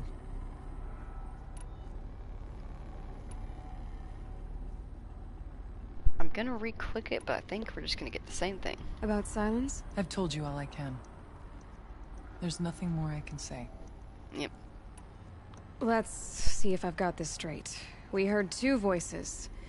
One you call the spirit, captured somehow by the one you call a daemon. Whatever this daemon is, it's related to the machines and why they've become more dangerous. I want to know how. Both the spirit and the daemon are on a mountain, Thunder's Drum. So why don't we go there and figure out what it all means? We can't. Thunder's Drum is dangerous, more than you can imagine. The daemon has secured it. Besides, Aratak won't let us go. As chieftain, he controls the pass to the mountain, and he can't be reasoned with. Sounds like you need a new chieftain. Ha! There's an idea that's certain to win us friends. Huh. You said you were a hunter. And I'll wager you're not an ordinary one. It's not impossible, even for an outlander. An Aratak couldn't refuse the challenge if you were known among the Werak. Wait, me? Challenge Aratak? I don't want to be chieftain of anything, much less a bunch of Banuk that don't want me. But you want to go to Thunder's Drum, don't you? You heard the spirit. She is suffering, tormented by the daemon. She longs to be free. And perhaps, when released from her bonds, she can give you the answers you seek. I can't believe I'm agreeing to this. Fine. What do I have to do? Get the Werak's attention to show the worth of your claim. Win at the hunting grounds. Kill bandits that prey on the cut. Or, speak to my friend Sakuli. You help her, you'll definitely get noticed. Do all you can. When the time comes for you to throw your spear at Aratak's feet, I will be there to back your claim. Until then, I'll be here to answer any questions you have about the challenge. Oh, and one more thing. In the box over there is a weapon, like my own. Take it. You may find it useful. Gift. I love free gifts. What we got there? We have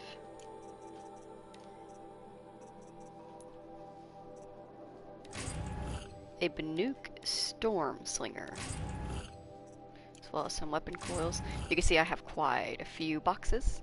I usually open them off screen and go through what I need. The ones that are open have stuff in them that can be like taken out later if I need them. They have like resources and modifications and things. Eventually I'll throw some of them away. But we have a Banuk Storm Slinger. This weapon fires charged bolts. Consecutive bolts build up a larger charge and deal increased damage. Let's pop over to crafting, and we're gonna go ahead and just right in there. We're just gonna pop it right in there. Perfect. And let's see. Let me think.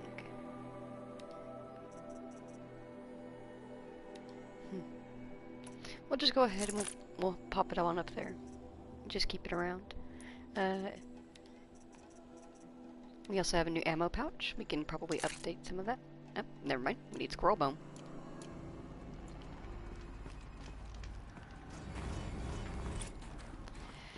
So, what we got here?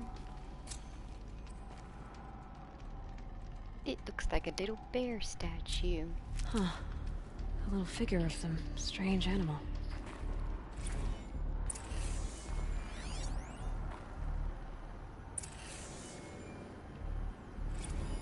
Kenny and I don't need to fight about the laundry, so instead we fight about incommensurability and restrictions on machine intelligence.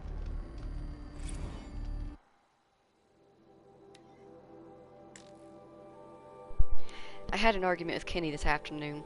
When a couple's first fight hinges on the Turing Act, you know you're dealing with some real sexy nerds. I won the argument, I guess, but I'm less concerned whether or not I can pull this off than with the ethical implications of succeeding. I promised Kenny that the suite of coping mechanisms I've designed will help manage any emotional fallout from the software. But privately, I'm less confident. I'm a programmer, not a shrink. The minutiae, somebody correct me, of roboethics do start to seem less relevant when a refusal to supply Firebreak with the necessary conditions for its success comes at the cost of millions of lives. It's worth putting one consciousness at risk to save so many others, isn't it? Trying to solve this with the numbers makes me feel like a sociopath. So it sounds like what Aurea has been talking to is a very, very, very advanced AI who is now under the control of whatever this daemon thing is. We're gonna have to prove ourselves to the Werak so that we can go and figure out some more. We're gonna take 5 seconds to admire some of these paintings that Aurea has done. We have the spirit in Thunder's drum, and what looks to be the daemon leaking out around it, and that purple with arrows. And then we have the story of it, with some machines over here, and then the towers spouting control and turning them.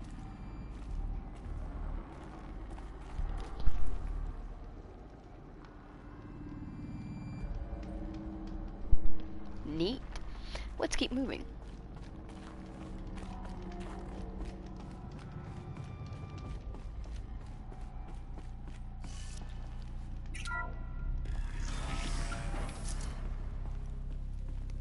Wow.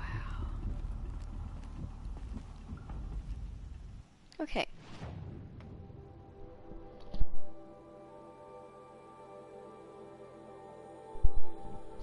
We have been asked to complete a trial at the hunting grounds, to clear out the bandit camp, and to talk to somebody named Sakuli. We're gonna run over here and we're gonna talk to them real quick and see what it is that they are wanting from us. Why are they so important that we must go and talk to them? What kind of mission are we going to be given? There's only one way to find out, and that's to ask.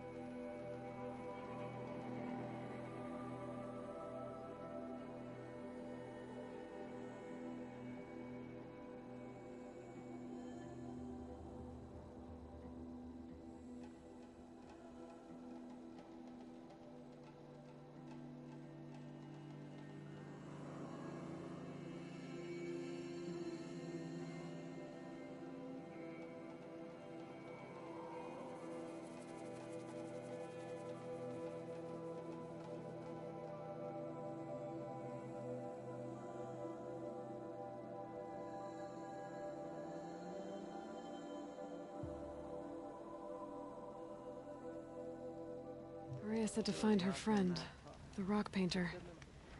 Seems paintings mean a lot to the Banuk.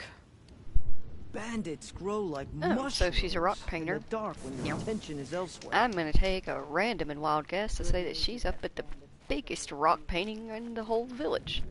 Deep in. Cause wow, also we got a new side quest over here. We'll pick that up on the way back. Remember, Banukai, when the old ones were We fresh in remember their Banukai. graves and our numbers were still small. It was she who led us through the frozen wastes. We also remember the ravenous tribe who delighted.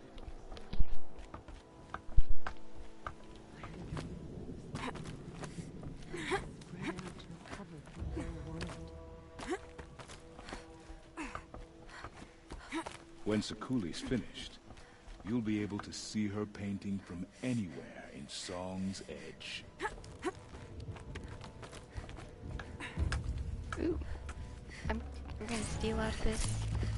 Heck yeah. We've no time to host outsiders. Too bad you already are.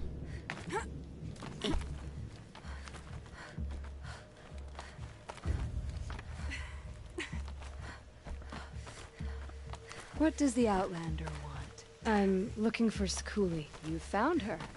Come, come. Let's get it over with. Yes, ma'am.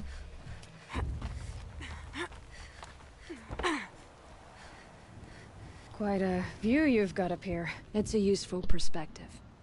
How fleeting we are when the world is so wide. From up here, you can see how the light paints across the land. Ever changing. That's a lesson. All our marks will pass. That outlook sounds a little depressing for a painter. Haven't met many artists, have you? Song's Edge needs new stories. I scrubbed its past off this rock to start anew, but a new start needs new colors. Fresh pigments, like none have seen. Araya said you could help me get the Werak's attention. Araya works in strange ways, but I've drunk paint to survive in a blizzard, so I'm one to talk. I'll get you noticed, if you bring me the pigments I need to complete my work. I like you. I will gladly work for you. Yes. The Banuk rock paintings are impressive, but, You want to know what they mean? That's not the right question, but I'll answer anyway. Some are a call to the machines. The sacred shapes you see on metal casings, or on a cauldron door. Do the machines listen to the call? I don't know. Others, like mine, are a call to the tribe. You could say inspiration or prophecy. And sometimes even men listen, if the painting is loud enough. I really like her. These pigments you want. Where should I look for them? Salts gather at the edges of geysers and hot pools. Crystals cling to the rocks and cliffs. Have you always been a painter? I've always painted. But I wasn't a painter until I was driven out of Banur. Up there, the markings are eternal. They paint over the same lines, the same colors, over and over. As a child, I learned from copying them. As I grew, my heart sank at the familiarity. All of us Banuk might as well be trapped in glacier ice. We have the look of life, but never really moving. Araya said you two were friends. I paint about what I feel now, not the way things used to be. Araya understood. Most Banuk didn't. I would have been exiled if she hadn't had Aratak take me into their Werak. I'll see what I can find for you. Seek out the vibrant ones. A spring of sudden color among snow or rock or metal. That's its own reward. But I'd reward you as well. We have some pigments, but I'm a completionist, if that hasn't been obvious. So of course we're going to wait until we get all of them. That's another reason why getting that map is so important. We're gonna woo down and get that quest. Woo!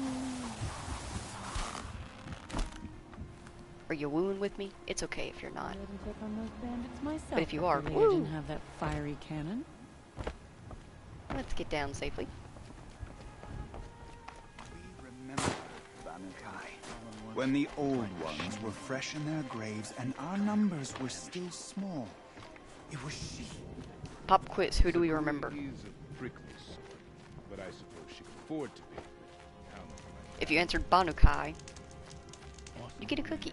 Come on, A little business arrangement. They should exercise some caution. Bergrand, you have a quest for us. What can I do for you, Bergrand? Mourn my poor departed luck. I finally met some Banuk, keen to trade with Outlanders. Then, they up and vanished. 3 Banuk hunters rolled in a few days ago. No provisions, junk equipment, no idea how to strip a machine for parts. Asked me to outfit them for a long trip.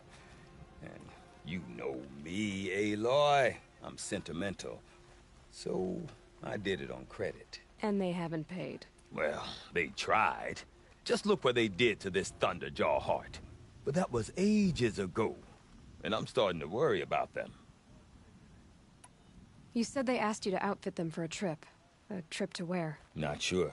But I heard them chattering about the Sundom when they thought I wasn't listening. So they're leaving Banuk territory. Sensible behavior. Still, I get the sense this wasn't a sightseeing trip. They're running from something. What do you mean they couldn't harvest parts? Not uncommon with Banuk. That's shaman's work, you see. The hunters take down the machines. The shamans slice them up. No shaman with these 3. Just 2 youngsters sniping at each other. And that big fella, standing there smiling. So if the Banuk don't usually hunt without a shaman, what's the story with these 3? They weren't telling. But hammer to steel is not a happy story, whatever it is. Tell me, Bergrand, are you worried about their well-being or your purse strings? A man can worry about 2 things. Uh-huh. What kind of deal was this, really? Just what I said. I was nothing but generous, Aloy. After they dropped this ruined heart at my feet, I even gave them another chance. Sent them to fetch a few other parts I need. But you haven't seen them since. Hide nor hair.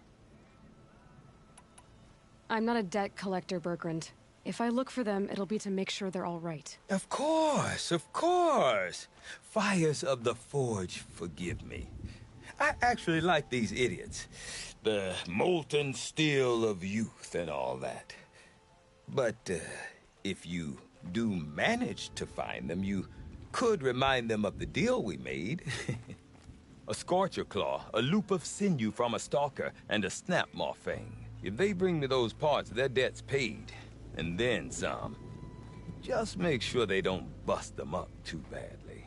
I'll consider it. Last I saw them, they were heading northeast. Good machine hunting up that way. If you decide they're worth the trouble, you might look for them there. We'll keep our eye out for the Hunters 3 while we're out and about.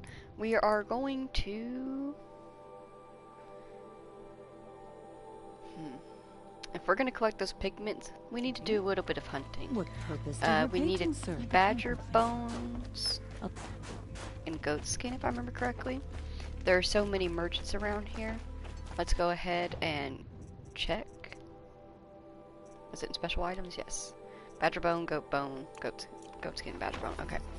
Let's go hunt some badgers and goats. There should be a few just right outside of the village. And we'll do that very quickly. Grab those maps and continue on our way. That way we can better plan as we go and pick up these collectibles along the way. I heard a goat. Badgers are going to be a little bit harder to spot because they're small, but I have faith in us.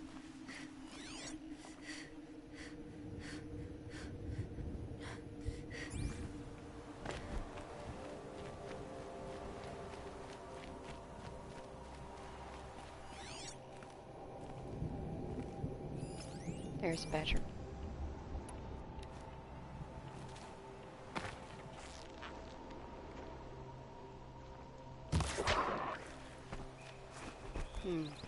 No luck. That is the unfortunate thing, is that it will take us many hunts. Okay. You also need to drop some of our resources at some point to pick up the extras. We're in luck. Goats, goats, goats. We're gonna use a hard point for the goats. Shoot, we scared it. What we gotta do is outpace it.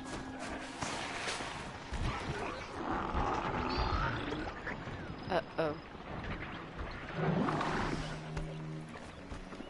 So much for a quick and peaceful hunt. And I got stuck on a tree.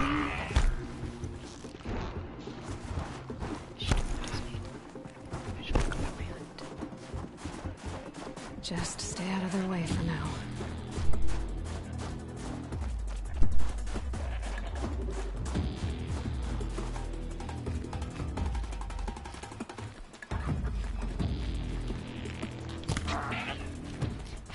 Once again, no luck. Stop moving.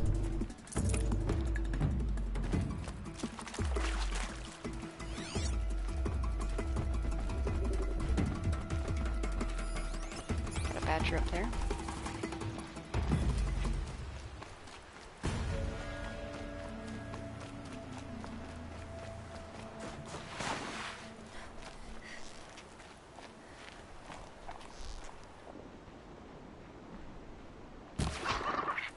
Oh, got some luck. We got one of the badger bones, so that's good. Let's get rid of one of our resources. We can get rid of one of those.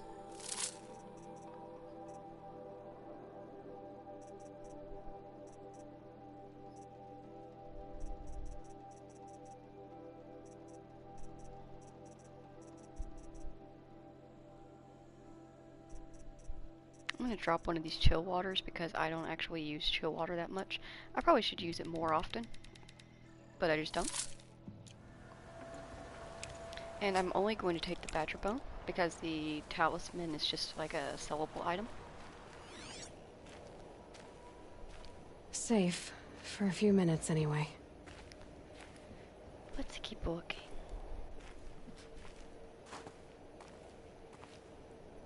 Here's hoping for a good hunt. Got a goat over there in the distance.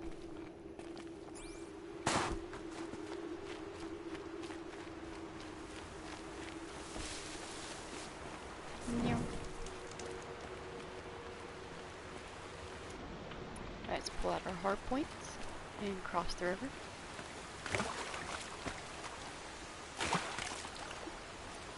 Maybe I should try shooting with a soft point since my hard points haven't been getting me what I'm looking for. But I just feel like if I don't get the right shot, then like I'm gonna have to do multiple and then I'm still not gonna get what I want, you know. That's sticking right out of his head. Oh! Perfect, we got the goat skin and the goat bone. Now we just need one more badger bone. Come on, badger.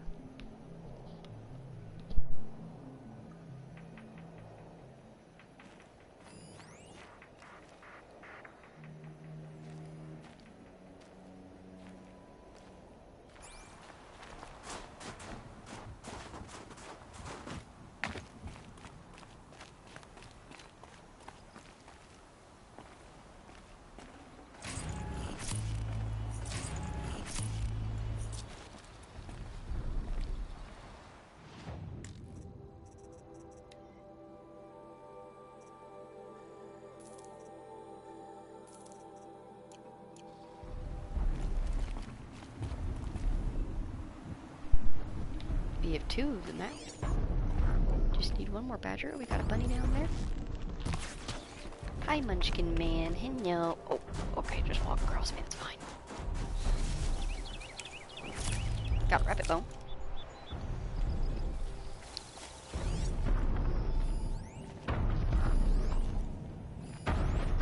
Got a sawtooth over there. Got two sawtooths over there.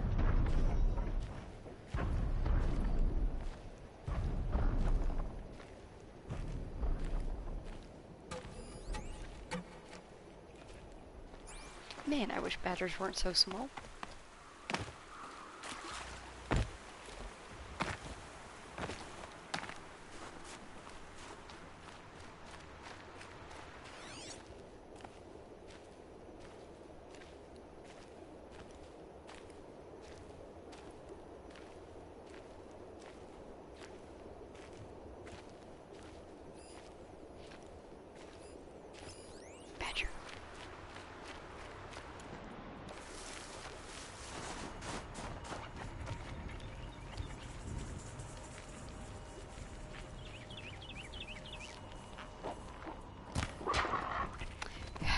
No luck.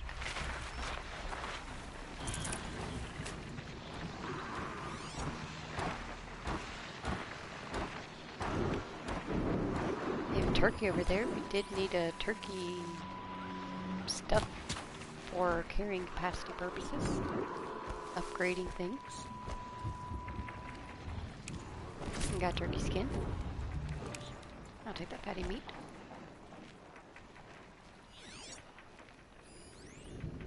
We have a goat over there. We have another goat.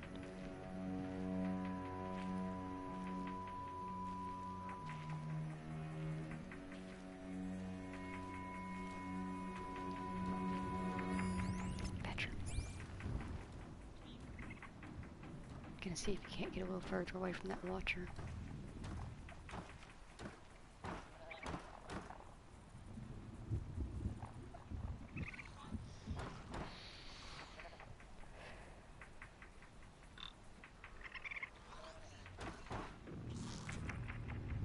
Here's for a good hunt.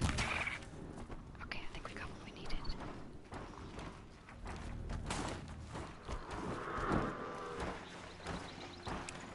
We did it. Let's get out of here. And we'll pop back over.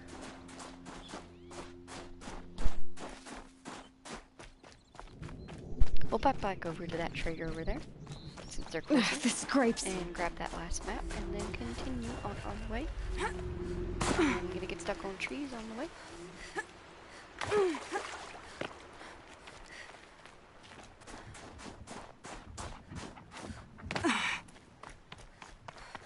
Hello. Perfect. Can I sell anything? I'm gonna sell this rope caster because we have a stronger version.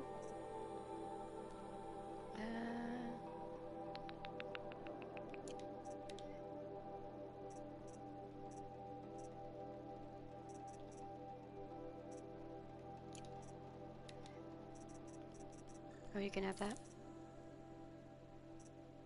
And this. And one of these.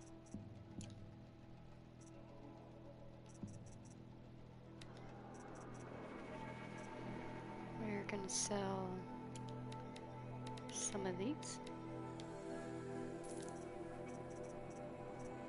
And some of these.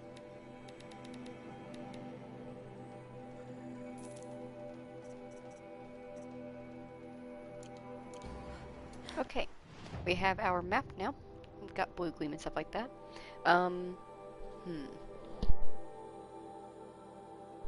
When it comes specifically to blue gleam gathering, I'm gonna do that off screen because there is a lot of it scattered around, as you can see. The pigments and the animal figurines should be doable though as we go from place to place. So let's figure out where we want to go next.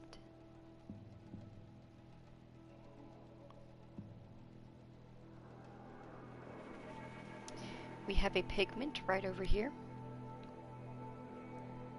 as well as a mission.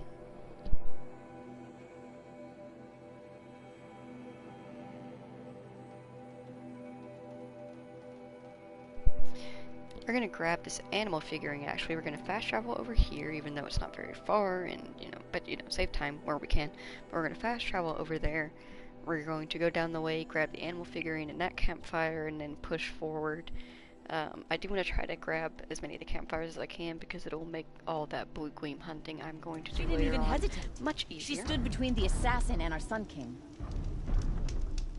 Oh, this is the Carja place. It's good to be sitting down.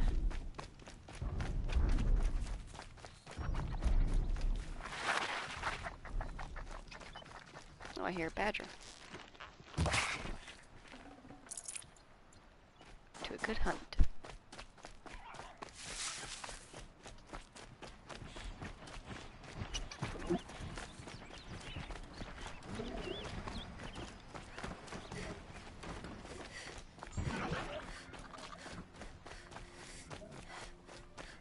What's wrong?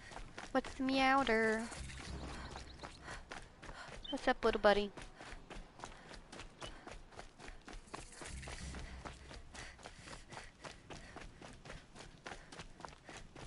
He doesn't know. He's an orange kitty. He doesn't know what's up. He doesn't know why he's meowing. They're scanning for me. I mean, let them. Park status. If you would like to pause to read, I am going to have 5 seconds per pause onto the stuff. So, please, if you would like.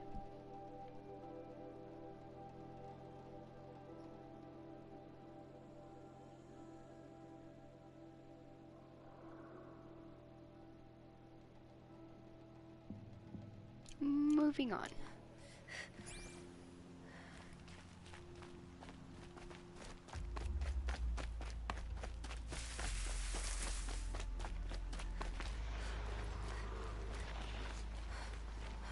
What we got here? Looks like a bison, maybe? This animal figurine. The shape looks familiar. I would think so. We've come across a couple of different machines that are shaped like one. There's our pigment right there. We're gonna go run and grab that.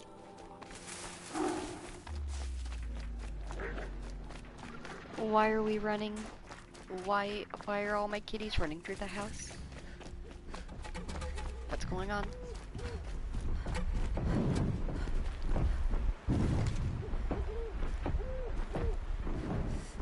Oh, that's an owl.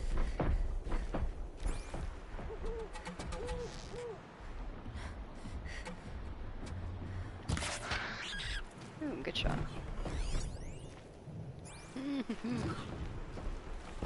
Let us go carefully get our prey, though. It doesn't seem we got anything good, unfortunately. That's it. So let's do a I'm very already quick gone. here and run as fast as we can.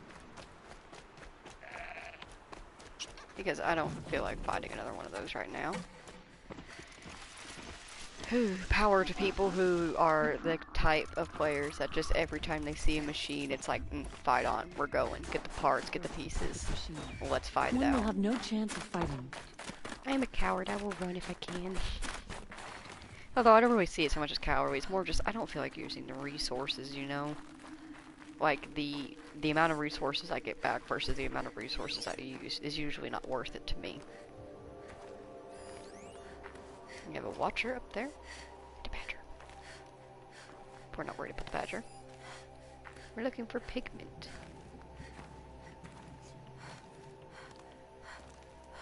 There's something purple in this box. What we got here? We got something super good. Super, super good. Well, look at you. Even Aloy knows it. This is what I'm wearing right now, right? Yes, okay. That is beautiful. It takes a little bit of our ice defense off, but I'm honestly okay with that for right now because beautiful.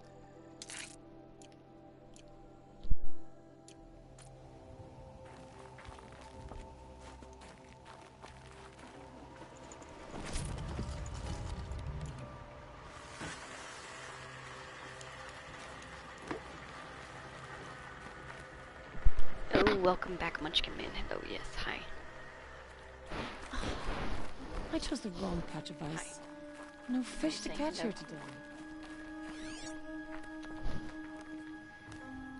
I'm trying my best not to focus on the flag, because the flag can just be distracting. There it is. But sometimes it helps lead you in the direction you need to go. Or always get you looking the right way. Hi, buddy. Lovely, we got some more pigment.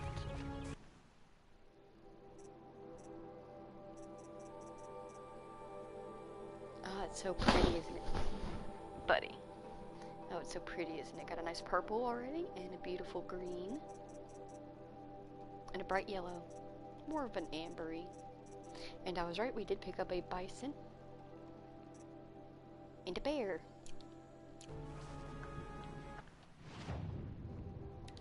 let's unclick that and keep pushing forward to this. Okay, bye, buddy. He's gone.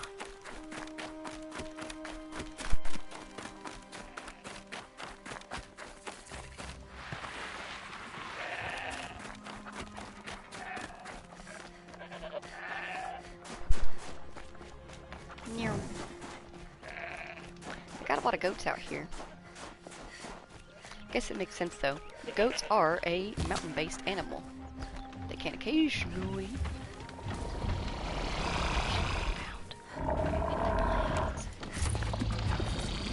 but are their sturdiest and best mountains. The subspecies of goats to move at a 90-degree angle or greater.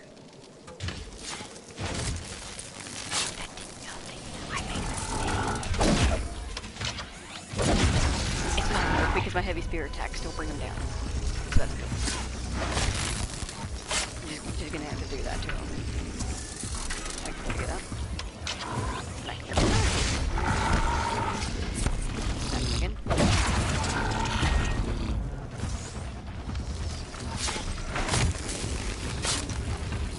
Oh, there's two!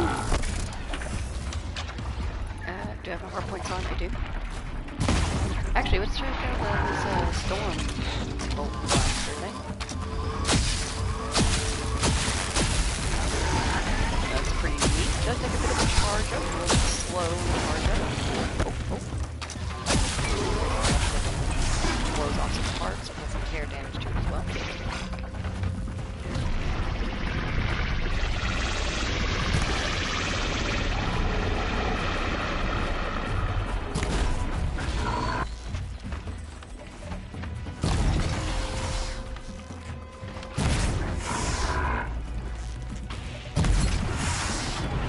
One down out of four. There's 4 of them in total. Here they come. I wonder if I can. If they try to keep coming after me. Hard.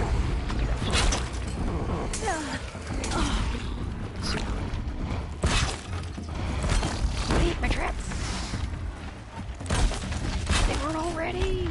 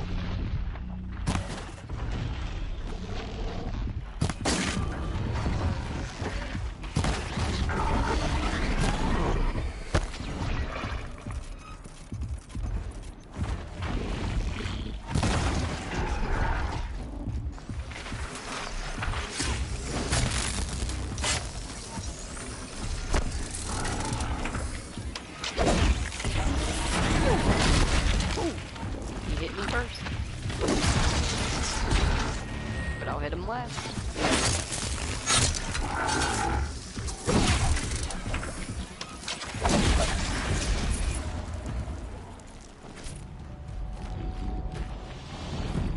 Alright.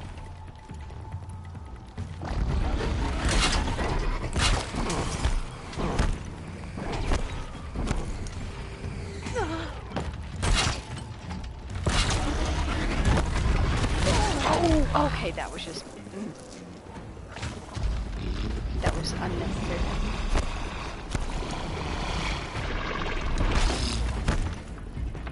Oh, one to use.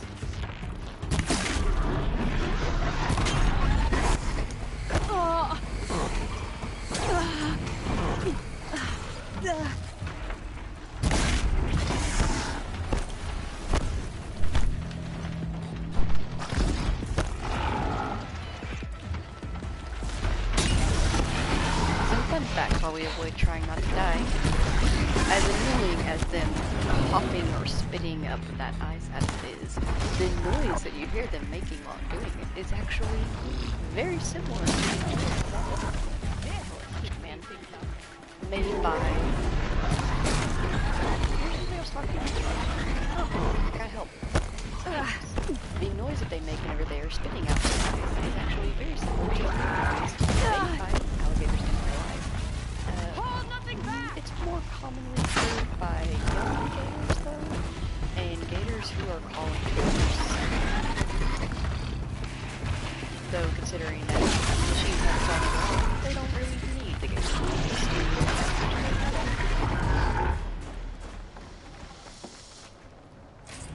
One more. We're doing good so far. Let's get a health potion in. Re-up our things.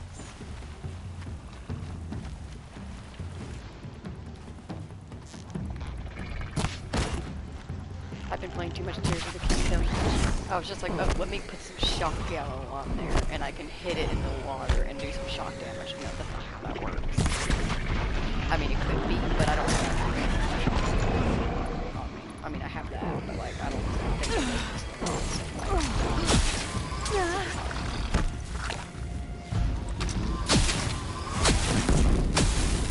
oh, but it's important. Oh. Neat.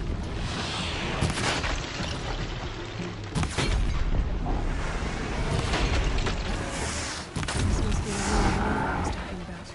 Deep in. Flooded too, like she said. Snap moss. Probably came from somewhere upriver.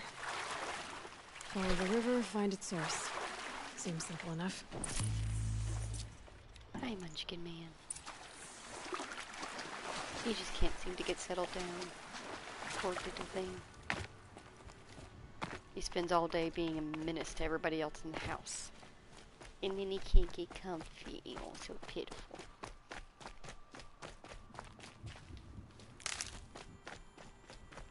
Let's keep going up the river then, shall we?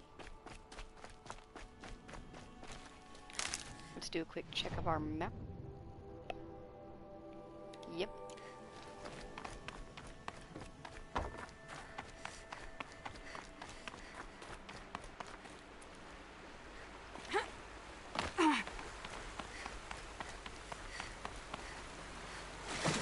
Oh. Well, I tried to miss it, but we got dumped instead. Sir, please, no, you can't. Another day passing. Do not drink. You can't drink tea. I'm sorry.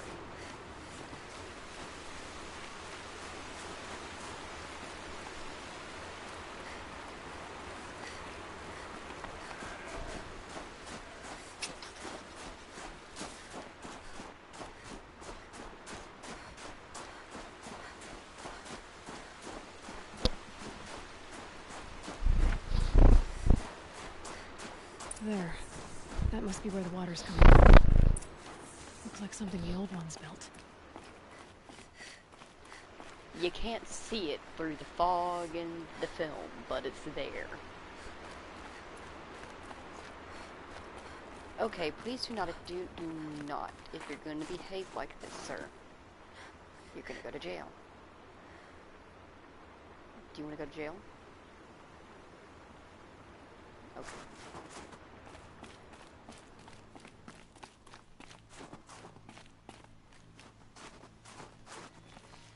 In case you're wondering, jail is literally just his crate. He just goes in and he takes a nap for like an hour. That's it. What we got here? It's a fig. Can't really see it in the dim. It's a mountain lion or a puma, depending on where you're from. Must have been an ancient animal. And before you say, oh, but there's a difference between mountain lions and pumas, you're right. Depending on where you're from.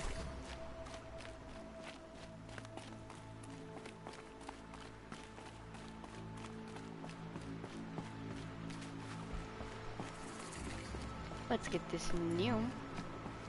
So does anybody remember me making that big damn joke earlier? Well, this is it. Damn. the same joke twice. I'm cringe.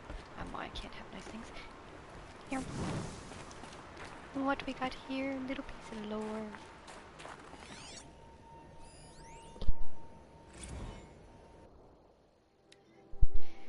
From Shelly Guerrera. To Shelly Guerrera from Laura Vogel. Subject: Emissions Joyride. Okay, girl, you are never going to guess what happened on my way home last night. First thing, I heard this sound like a herd of killer bees escaping out of a tin can. Then there was this weird light through the trees. I was totally hoping it was aliens, but nah. It was one of those old blue spectrum LEDs. It looked super creepy on the snow. As I got closer, I heard some yahoo letting out this weird guttural man shriek, as if he were doing some macho primal scream therapy, you know, with 1,000 RPMs between his legs. Said yahoo was none other than Dodd Blevins, our new Director of Security, or whatever his $20 title is. He was actually riding an old snowmobile. They're like 1,000 times more polluting than a combustion-era car. My expert professional opinion? Blevins is a grade A douche canoe. I decided not to sick the security bot on his flabby rear. After all, he's practically our boss for the next 2 weeks.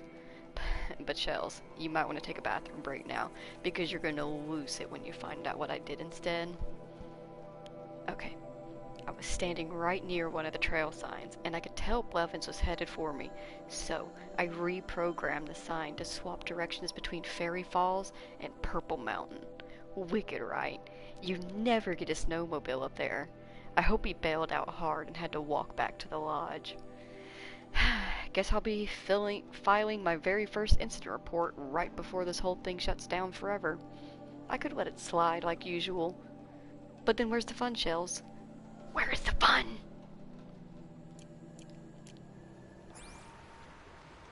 Douche canoe's the right word for Blevins.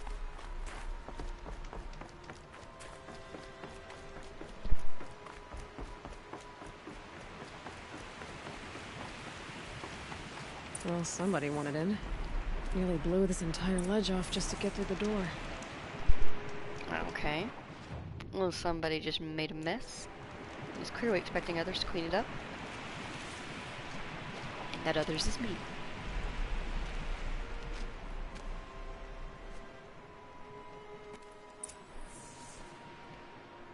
Flooding detected. Evacuation recommended. Overflow basin compromised. The overflow basin. Is that the den?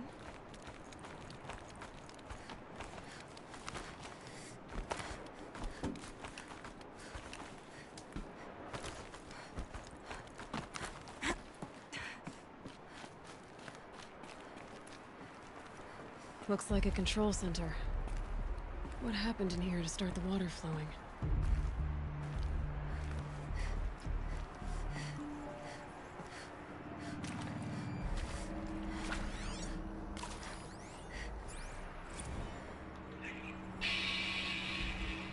It's okay. Like, how do we want to start this farewell thingy?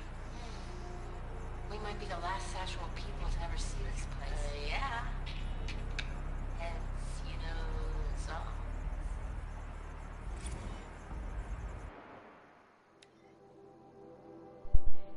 Dear Nobody, as far as I can tell, that's who's going to read this. Those spooky guys showed up today with that creep Blevins to take measurements of our workstations, and next week they start installing Pharaoh servitors to do our jobs. Bye-bye, Shelly. Bye-bye, Laura. See you never. Hope you enjoy basic income. God, it's gonna be weird to say goodbye to this place. When Quentin and I split, this was all I had. Thank God for a job where I could sit at a panel and press buttons and cry all day. Which I think is why we're doing this.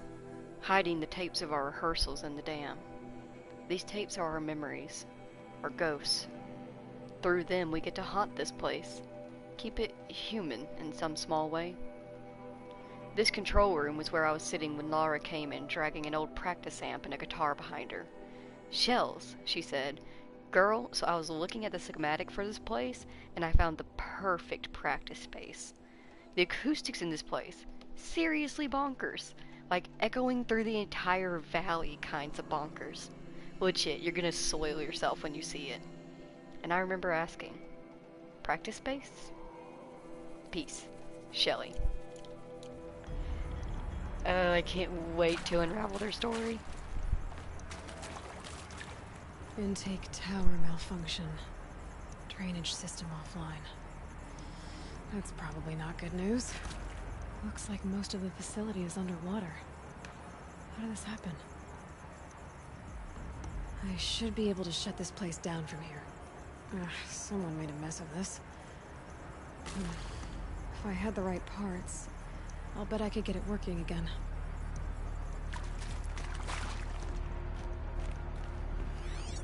But the lock positions. Helpful. A piece is missing. Not getting in here without it.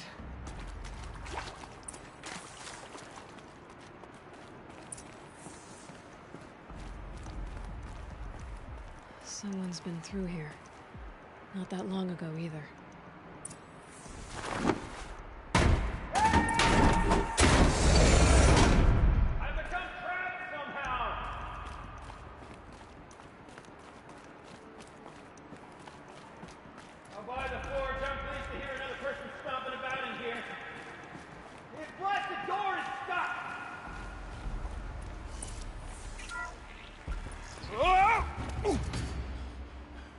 Are you all right? Well, you don't know how happy you just made me. For a moment, I thought my fire was snuffed. My forge gone cold. But nope, nope. Not old Gildan. You're welcome.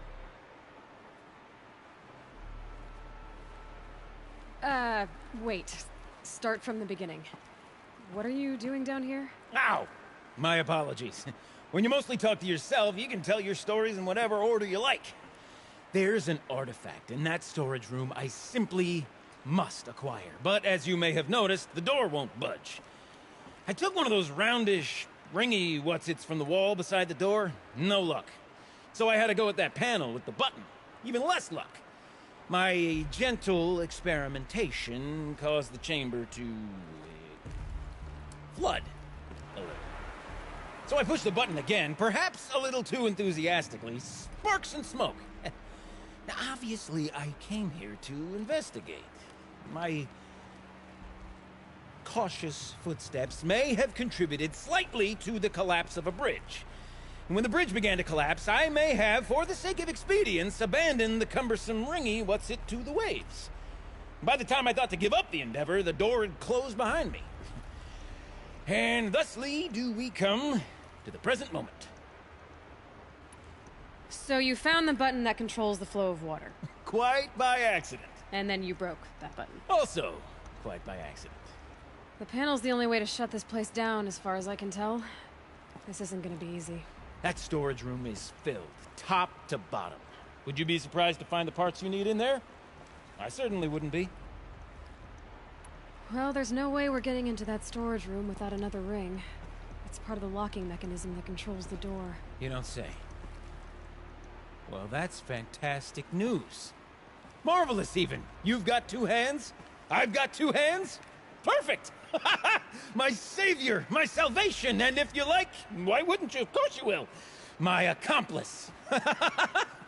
Together, that ring is as good as ours, and with it, the storage room and its spoils. Didn't you say you dropped the ring in the water? Well, I'll grant you that adds a heretofore undiscussed level of complexity to the proceedings. You said something about an artifact? Indeed. That storage room is brimming with treasures from the old ones, but one in particular caught my eye.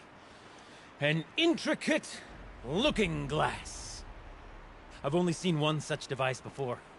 My old mum brought one back for me from wherever she'd gone to that time. I remember holding it, staring into its face, and seeing myself, and My mother, just over my shoulder, smiling. And one of these looking glasses. It's in the storage room. Oh, yes. I'm quite sure. I peered into that dim little chamber, and there it was. I've wanted to find one for so long, Yes, this time I'm sure I have. So, we need to replace that ring and get into the storage room. Then I can fix the panel and shut this place down. And I can finally wrap my fingers around that looking glass. Okay, Gildan. How are we gonna get that ring? 2 sets of hands, girl! 2 sets of hands! Behind us lie a pair of enormous gates, but I believe the gates must be operated in tandem. Together, we can dry this place out. Guess we better get started then. I guess we better. You either hate Gildan or you love him. I like him. Annoying as he is. No way I'd be able to. Up ahead, girl. See the valve? Time to put our hands to use. I'll take care of this one. There's another valve on the other side to lock the gate in place. Would you mind heading across and doing the honors?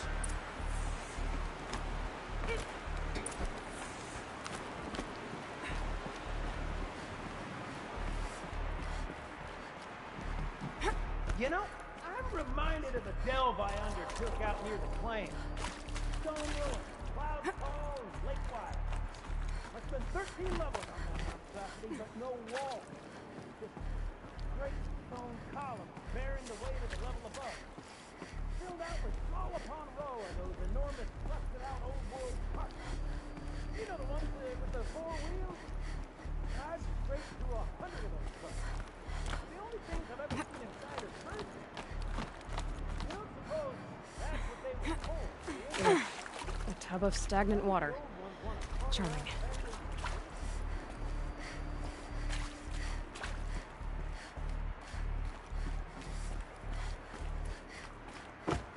Marvelous! You made it! Now grab that valve and give it a spin. On it. A little more now, and I should be able to get the blasted gate moving. There. You should be able to lower the gate. Huh? Right you are! Now, when I get this gate down, you'll need to turn the valve again. Ought to lock this thing in place.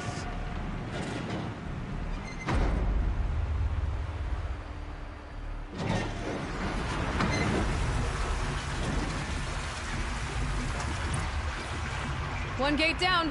Halfway through then, aren't we? To the second gate!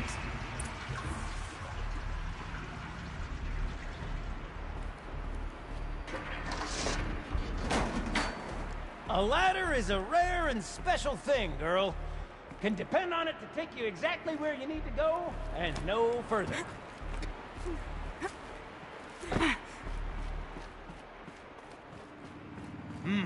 I'd wager the valves for the second sluice gate are somewhere above us. Now, how are we gonna get up there? Let me look around. See what I can find. Looks like I could jump across on that rickety resting platform. I'll find a way up.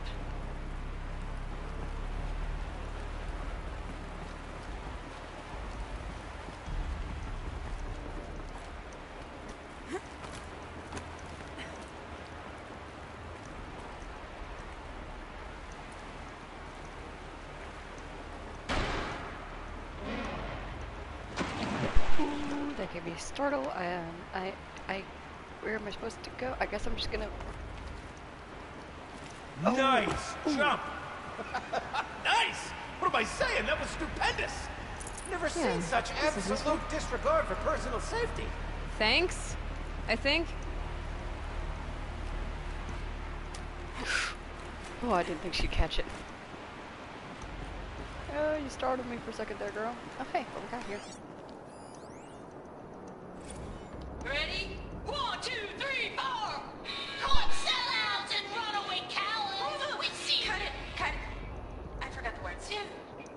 Shells, we started off so strong and then it all just imploded. Well, that's sort of my MO. No heavy stuff. Switching gears. Band-Aid! We need one.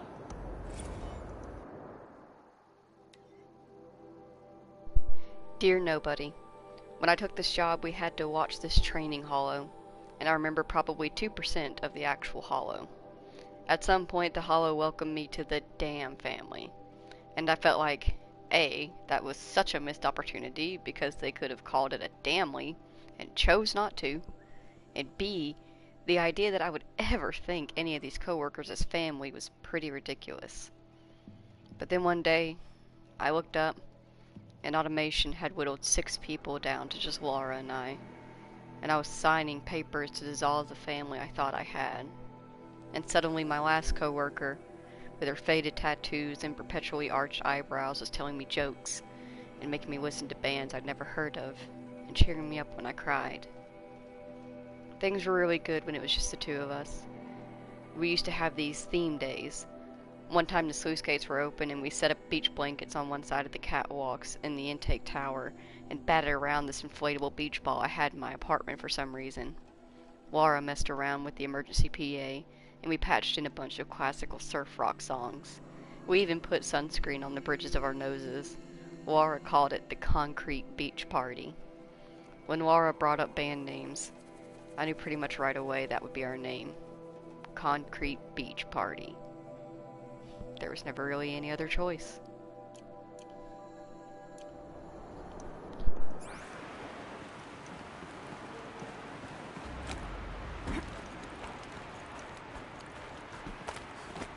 Oh, you're close, girl. Just spring across the gap.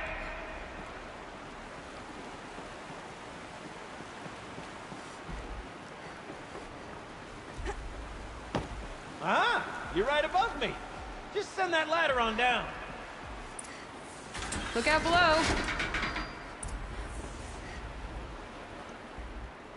Now, we've done this once before. Should be as easy as falling down a hole. If you'd take the valve on the other side. If it's set up the same way on this side, I should look for an access tunnel.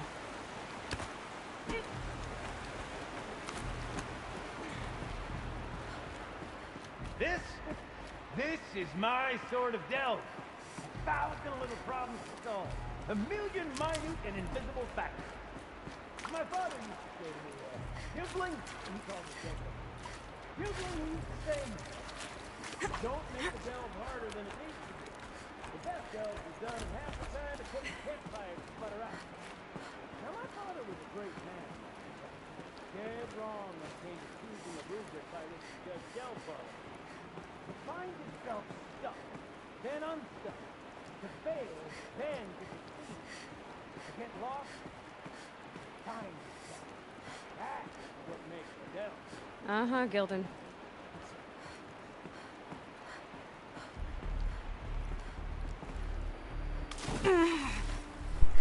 Oh, thank goodness that water was deep.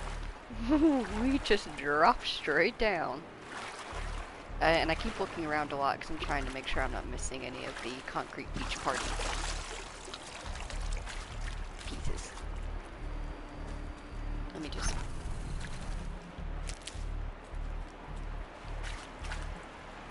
Okay, Gildan, turn the valve. It's not working! Damn thing's too heavy. Glance behind me, would you? See anything big and, broken? Looks like part of the counterweight broke off. If I can get up there, my weight might be enough to get it moving again. Hang on, okay? I've got a plan. I need to get up higher.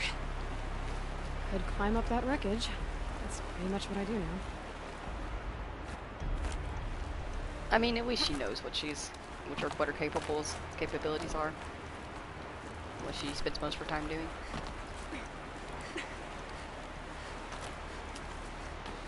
Oh gosh, the tetanus. That's not what I mean.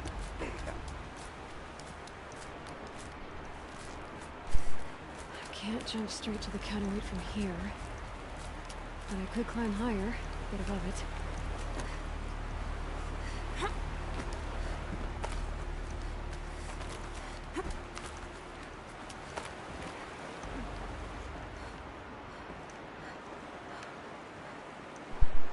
Woo! No! The drop's too far, girl! Oh! Controlled falling. Very clever.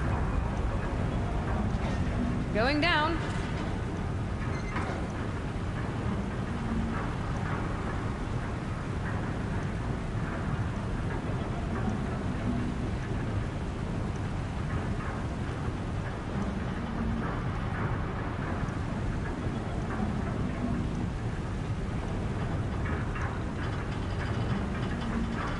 Almost low enough to jump. You can make it! Let's see another one of those mad leaps!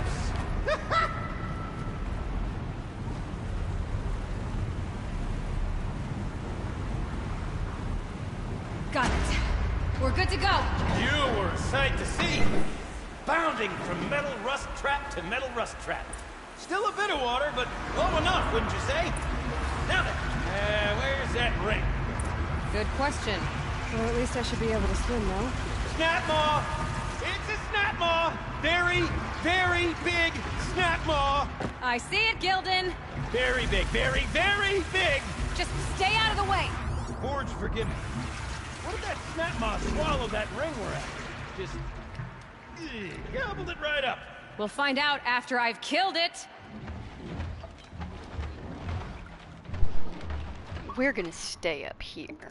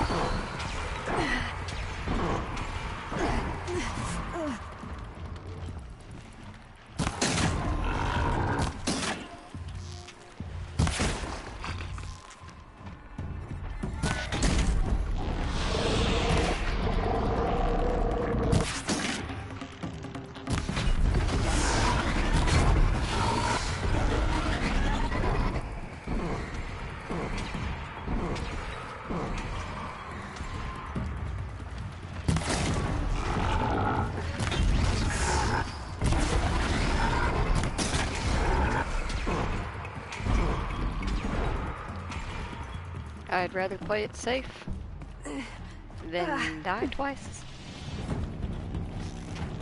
Ooh, I say as I literally about to walk off the edge.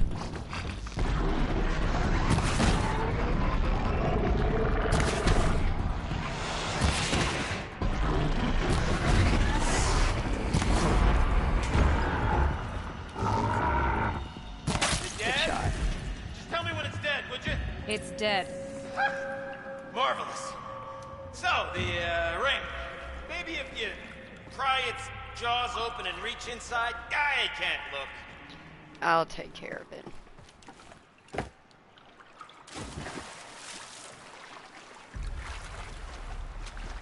We're gonna go all the way to this end, just to make sure that we don't miss any secrets.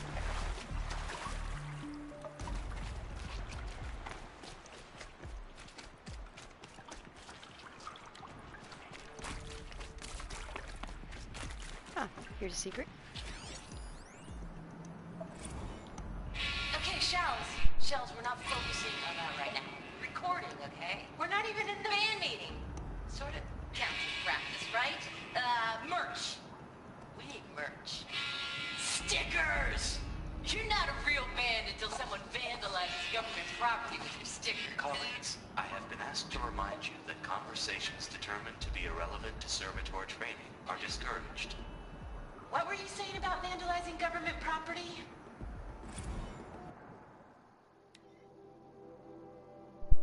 Dear Nobody, we spent an hour plastering our stickers all over that servitor. Well, I say stickers. They were sticky notes from my desk. We stole the presentation and design of other band logos, drawing little skulls and lightning bolts and broken hearts around the name. It's not like we had any actual work to do. When this began, we were told that we'd be on-site advisors, going through the motions of our duties so the servitors could mimic our actions. But the government creeps, corporate creeps, Same diff, I guess. Mostly ignore us or yell at us for getting in their way. The robo-scab's weird oval head kept swiveling towards us, and it kept asking, "Hello, is this relevant to my training?"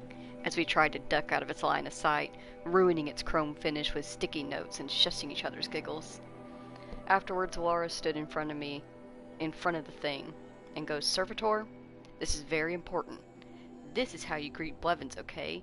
It's a sign of immense respect." I mean, will the Servitor actually give Blevins the finger? Probably not, right? But a girl can dream. Screw the man. Shelley. I like them.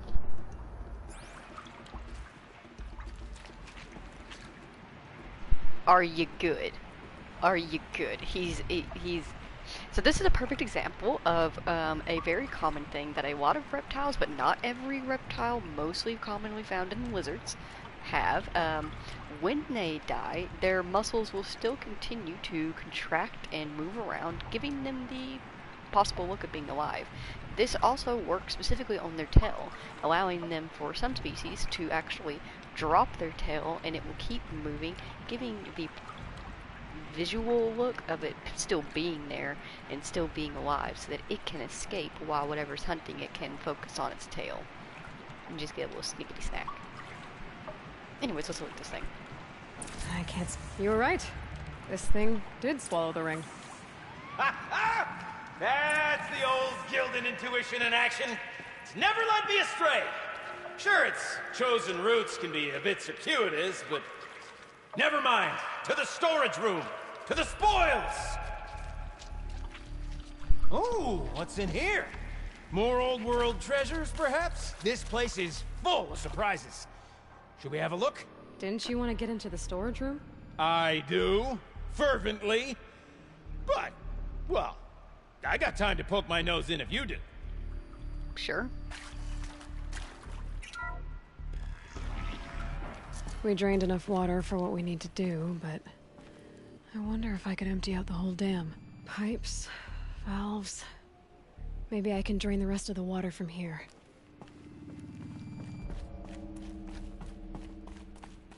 Can my focus show me anything? We're not there yet, don't ask. Now we're there. Sure are a lot of valves. I should check my focus first. Alright, time to get the flow going to the right place. I say this as a man typically enamored of complexities, but this looks like it might be a little much for me. Don't worry, I think I've got this. Music to my ears. To each job, its proper tool. Toothpicks make horrible arrows, as the saying goes.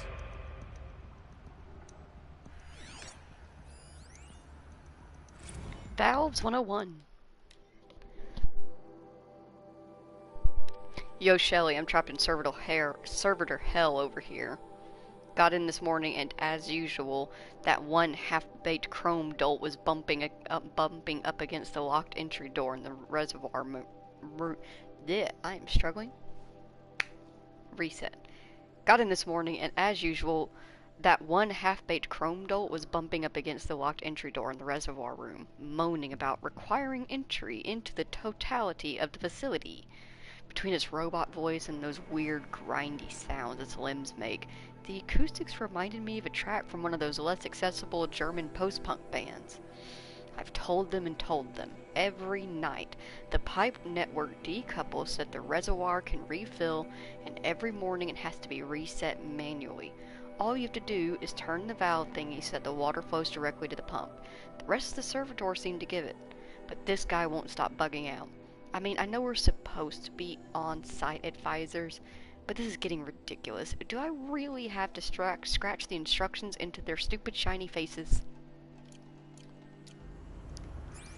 So yeah, different verse, same as the first. Let's see, where's the water starting from? Right here.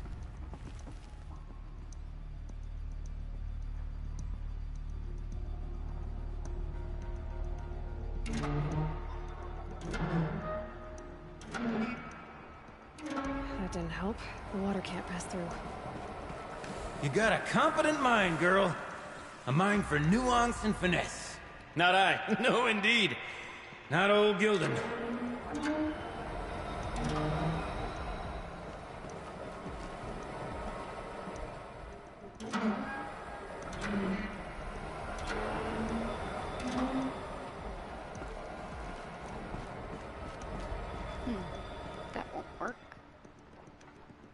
like I'm on the right track. Are you certain? Because I don't feel like I am. Can't go that way. This job demands a certain degree of patience, doesn't it? I'm afraid I inherited my mother's restlessness.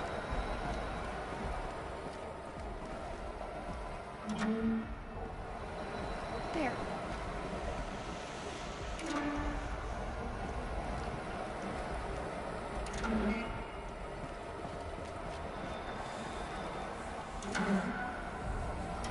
There, that should do it. I should head back.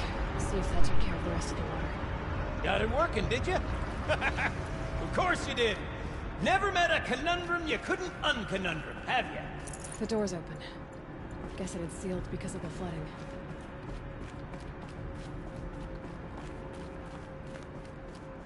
This must go down to the lower level.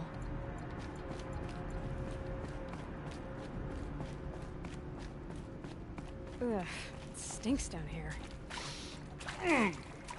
You smell that? Smells like a forge-side morning in the Looks claim. like that's everything. I should head back up with Gildan. Not quite everything. See? Check this out. We could just bang on this pipe, you know? Could we sample that, or? Totally. Like, what about after the... Oh, sorry. Just a sec. Laura? I need to take a break. Laura? Hey! Laura! Dear nobody. I feel embarrassed now, thinking about following Laura out of the pump station like a kicked puppy, wondering what horrible thing I might have done, until she threw herself into this room and shut the door behind her and just screamed. The fear of abandonment is weirdly self-centered, because it presupposes that whittle old you are filled with such immense destructive power that you're capable of driving every person you care about away. Anyway, at the bottom of the dam, with her on one side of the door and me on the other, she told me that Metallurgic had bought her mom's house, her whole neighborhood in fact, out from under her to build a new server farm. God, I don't even like that house, she said. I don't even like Indianapolis. I hated every minute I spent in that city as a kid. When they told us we'd have to leave the dam, I went back to my apartment and I sat on my bed and I prayed to a God I don't even believe in that I wouldn't have to move back home. That I wouldn't have to show up at my mom's front stoop with a suitcase and a bunch of stupid excuses. She was trying not to sound like she was crying, but she sounded like she was crying. I guess I got my stupid wish, huh? I asked her where'd she'd go, and she laughed. Where else could she go? Back home to help her mom pack up the house? To move with her into whatever dank little one-room hole Metallurgic's displacement grant will allow them to afford? I think I could have dealt with being one of those losers who celebrate their 40th birthday living in the house they grew up in. But now I don't even have that. I have no idea how to make her feel better, so I just sat on the other side of the door. And I started singing the song we were working on, the one about being the last two girls on Earth. And eventually, she started singing along. Love, Shelley.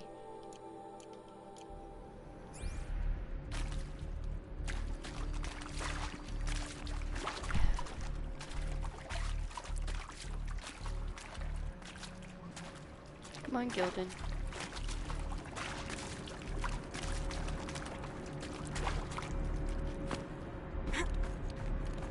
So, as we circle back around to the matter of the supply room...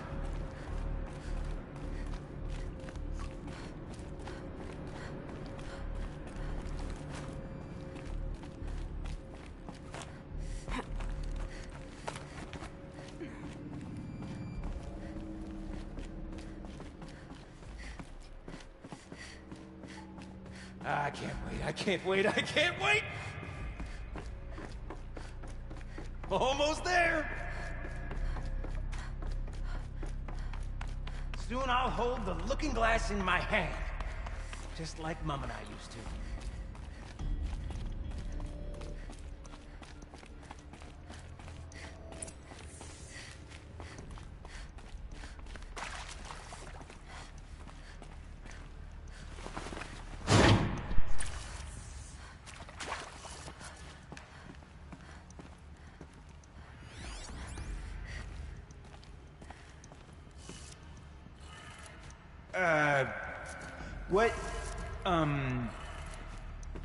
What are you doing with your hands there, girl?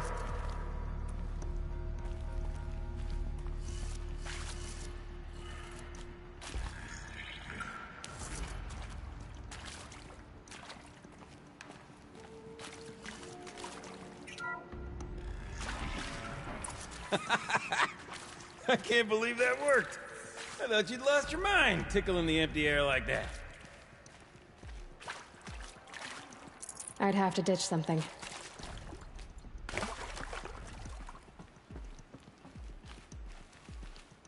Okay, let's fix the panel and shut this place down.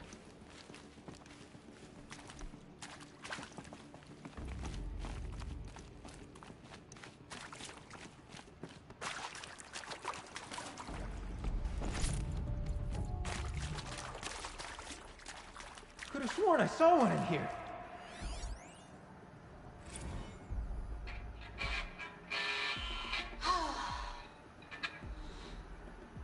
I mean, this is it. We get to play together, what, maybe 2 more times? Nah, shit. Can't have imagined it. Farewell tour! One doesn't imagine such things, not 2 delves in a row. Dance to it all the time. For our adoring fans, it's not that hard to stay in touch, Shelley. We could practice in holospace. People always say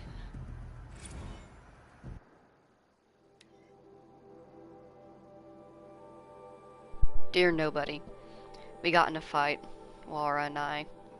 After practice, we went out for drinks. There's this row bar in downtown Cody, so we called an auto car and shuttled over. We were the only people there. With the park closing, Cody's becoming a ghost town. The more we drank, the more passive-aggressive our banter became, snowballing out of control, metastasizing in the empty air between us. And then before either of us really knew what was happening, we were yelling at each other. I kept thinking, like, I'm not abandoning her, she's abandoning me. And I guess she was probably thinking something similar. We got quiet for a while, drank more. Eventually Laura ordered an auto car, and we piled into it. Slid as far from each other on the back seat as we could, arms crossed, staring out the window. And then I heard myself talking. Screw it. I don't care if you stay in touch with me. I'm gonna stay in touch with you. Whether you like it or not, you're not getting rid of me. Ever. Laura looked at me for what felt like ages. I thought she was going to start yelling, but then her hand crept over to mine, and we just sat there together. Bottoms up. Shelley.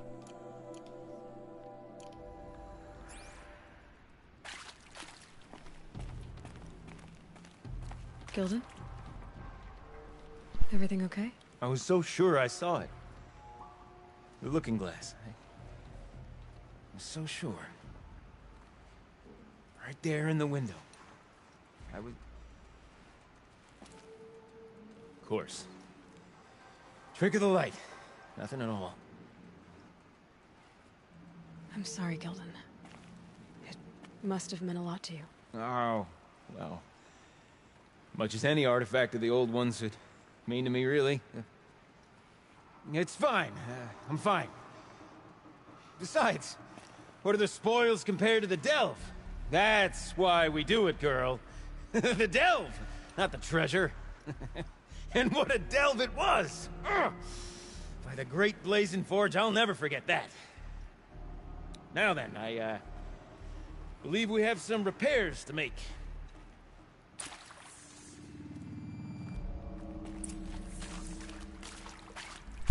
Poor Gilden.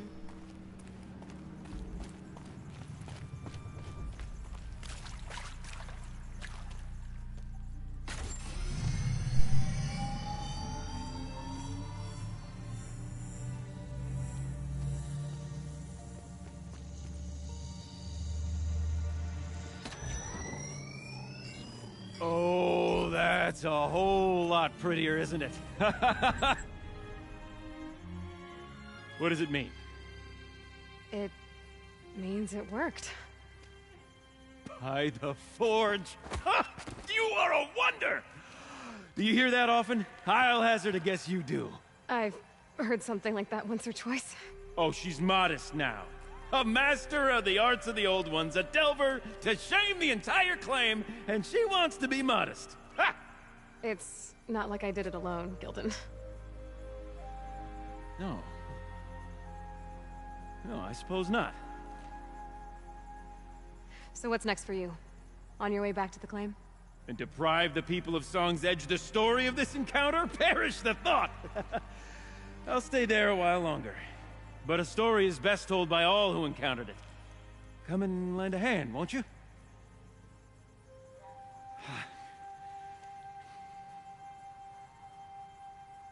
Overflow basin empty.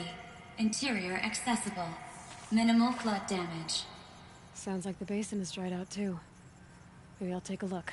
Another adventure so soon? Whew, you're braver than me.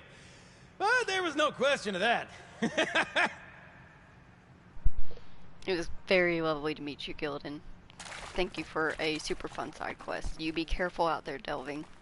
Best of luck to finding your looking glass.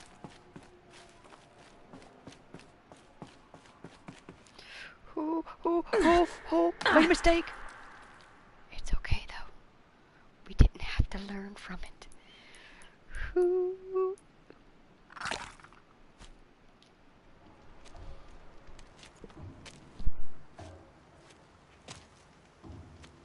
Do you hear that?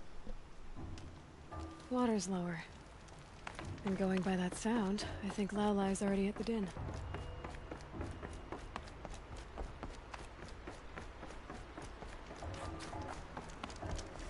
No. Oh. No.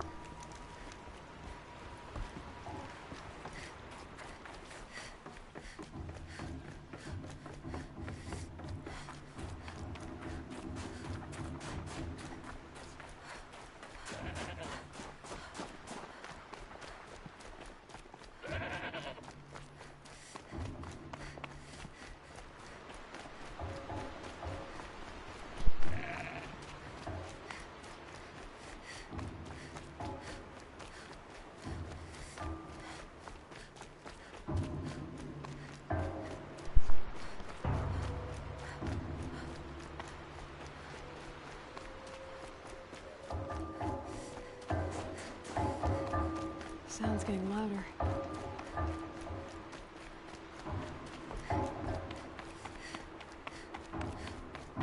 She wasn't kidding about the sound.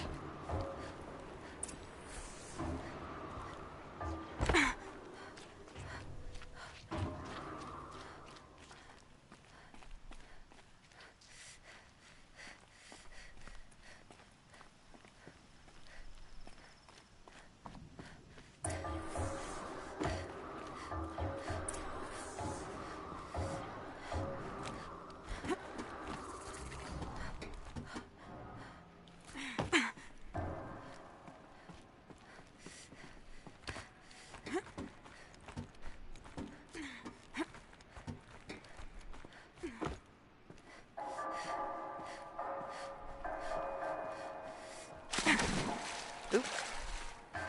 Didn't expect that to be so deep. I guess I should have just stayed back over there. What did we learn? Don't trust every water source. And I did it again. I'm why we can't have nice things.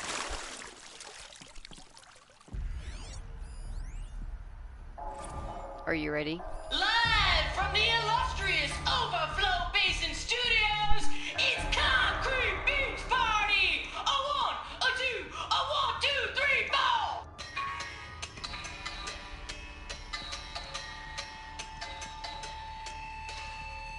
Court sellouts and runaway cowards, we've seen your type before.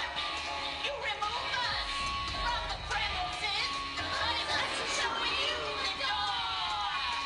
You make the world so hard to live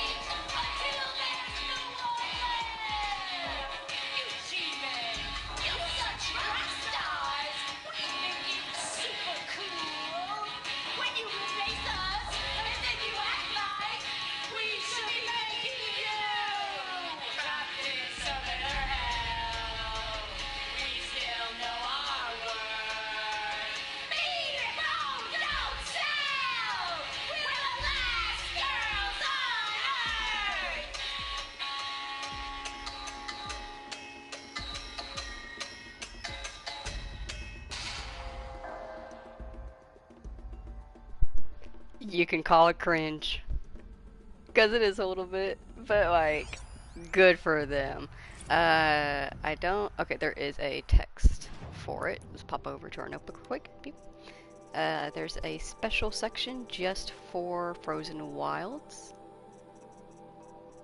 Final performance.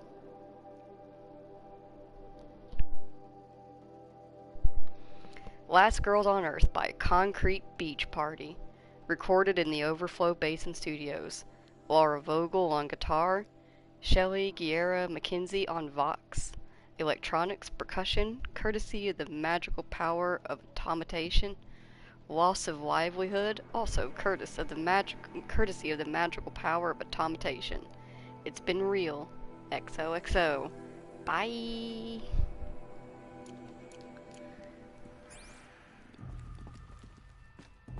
They're a fun story.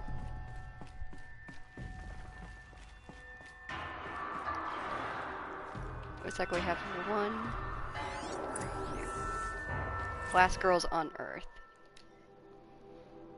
Dear Nobody, the auto cars are on their way. Mine will take me to my apartment in Cody. Hers will take her to the vertiport. She brought her luggage with her to work today. Everything she owns packed into 2 little suitcases. She's wearing the fanciest outfit I've ever seen her in. It's for Mom, she said. She bought me this outfit, if you can believe it. Normally, like, who cares, but I don't know. She's already been dealing with a lot. We walked through the dam today, listened to all these tapes, read all these messages, and maybe this is one of those sign my yearbook, we'll never lose touch things. But I'm not scared of losing Laura. Not anymore. We're family. We didn't inherit each other or settle on each other. We chose each other. No amount of distance, no number of jerks in bad suits or obsequious robots are going to tear us apart. So listen, on the off chance that somehow someone ever actually does stumble onto these things, here's the truth.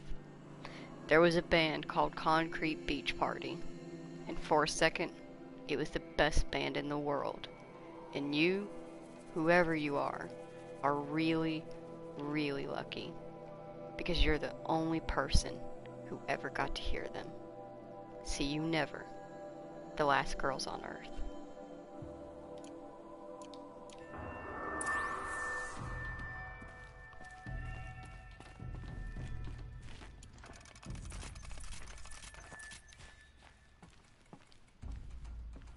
You having fun?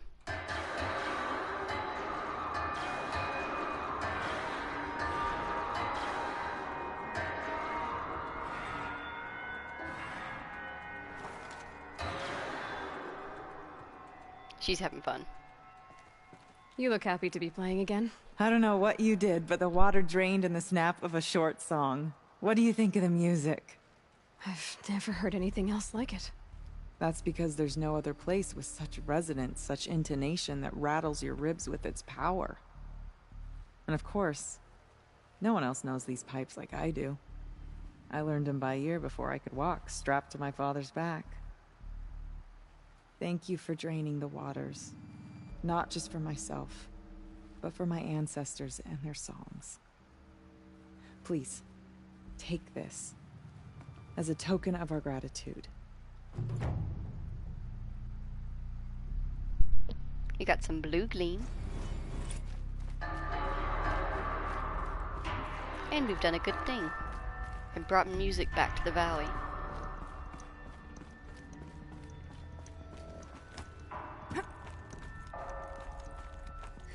Let's skippity pop pop pop pop up here. Nope.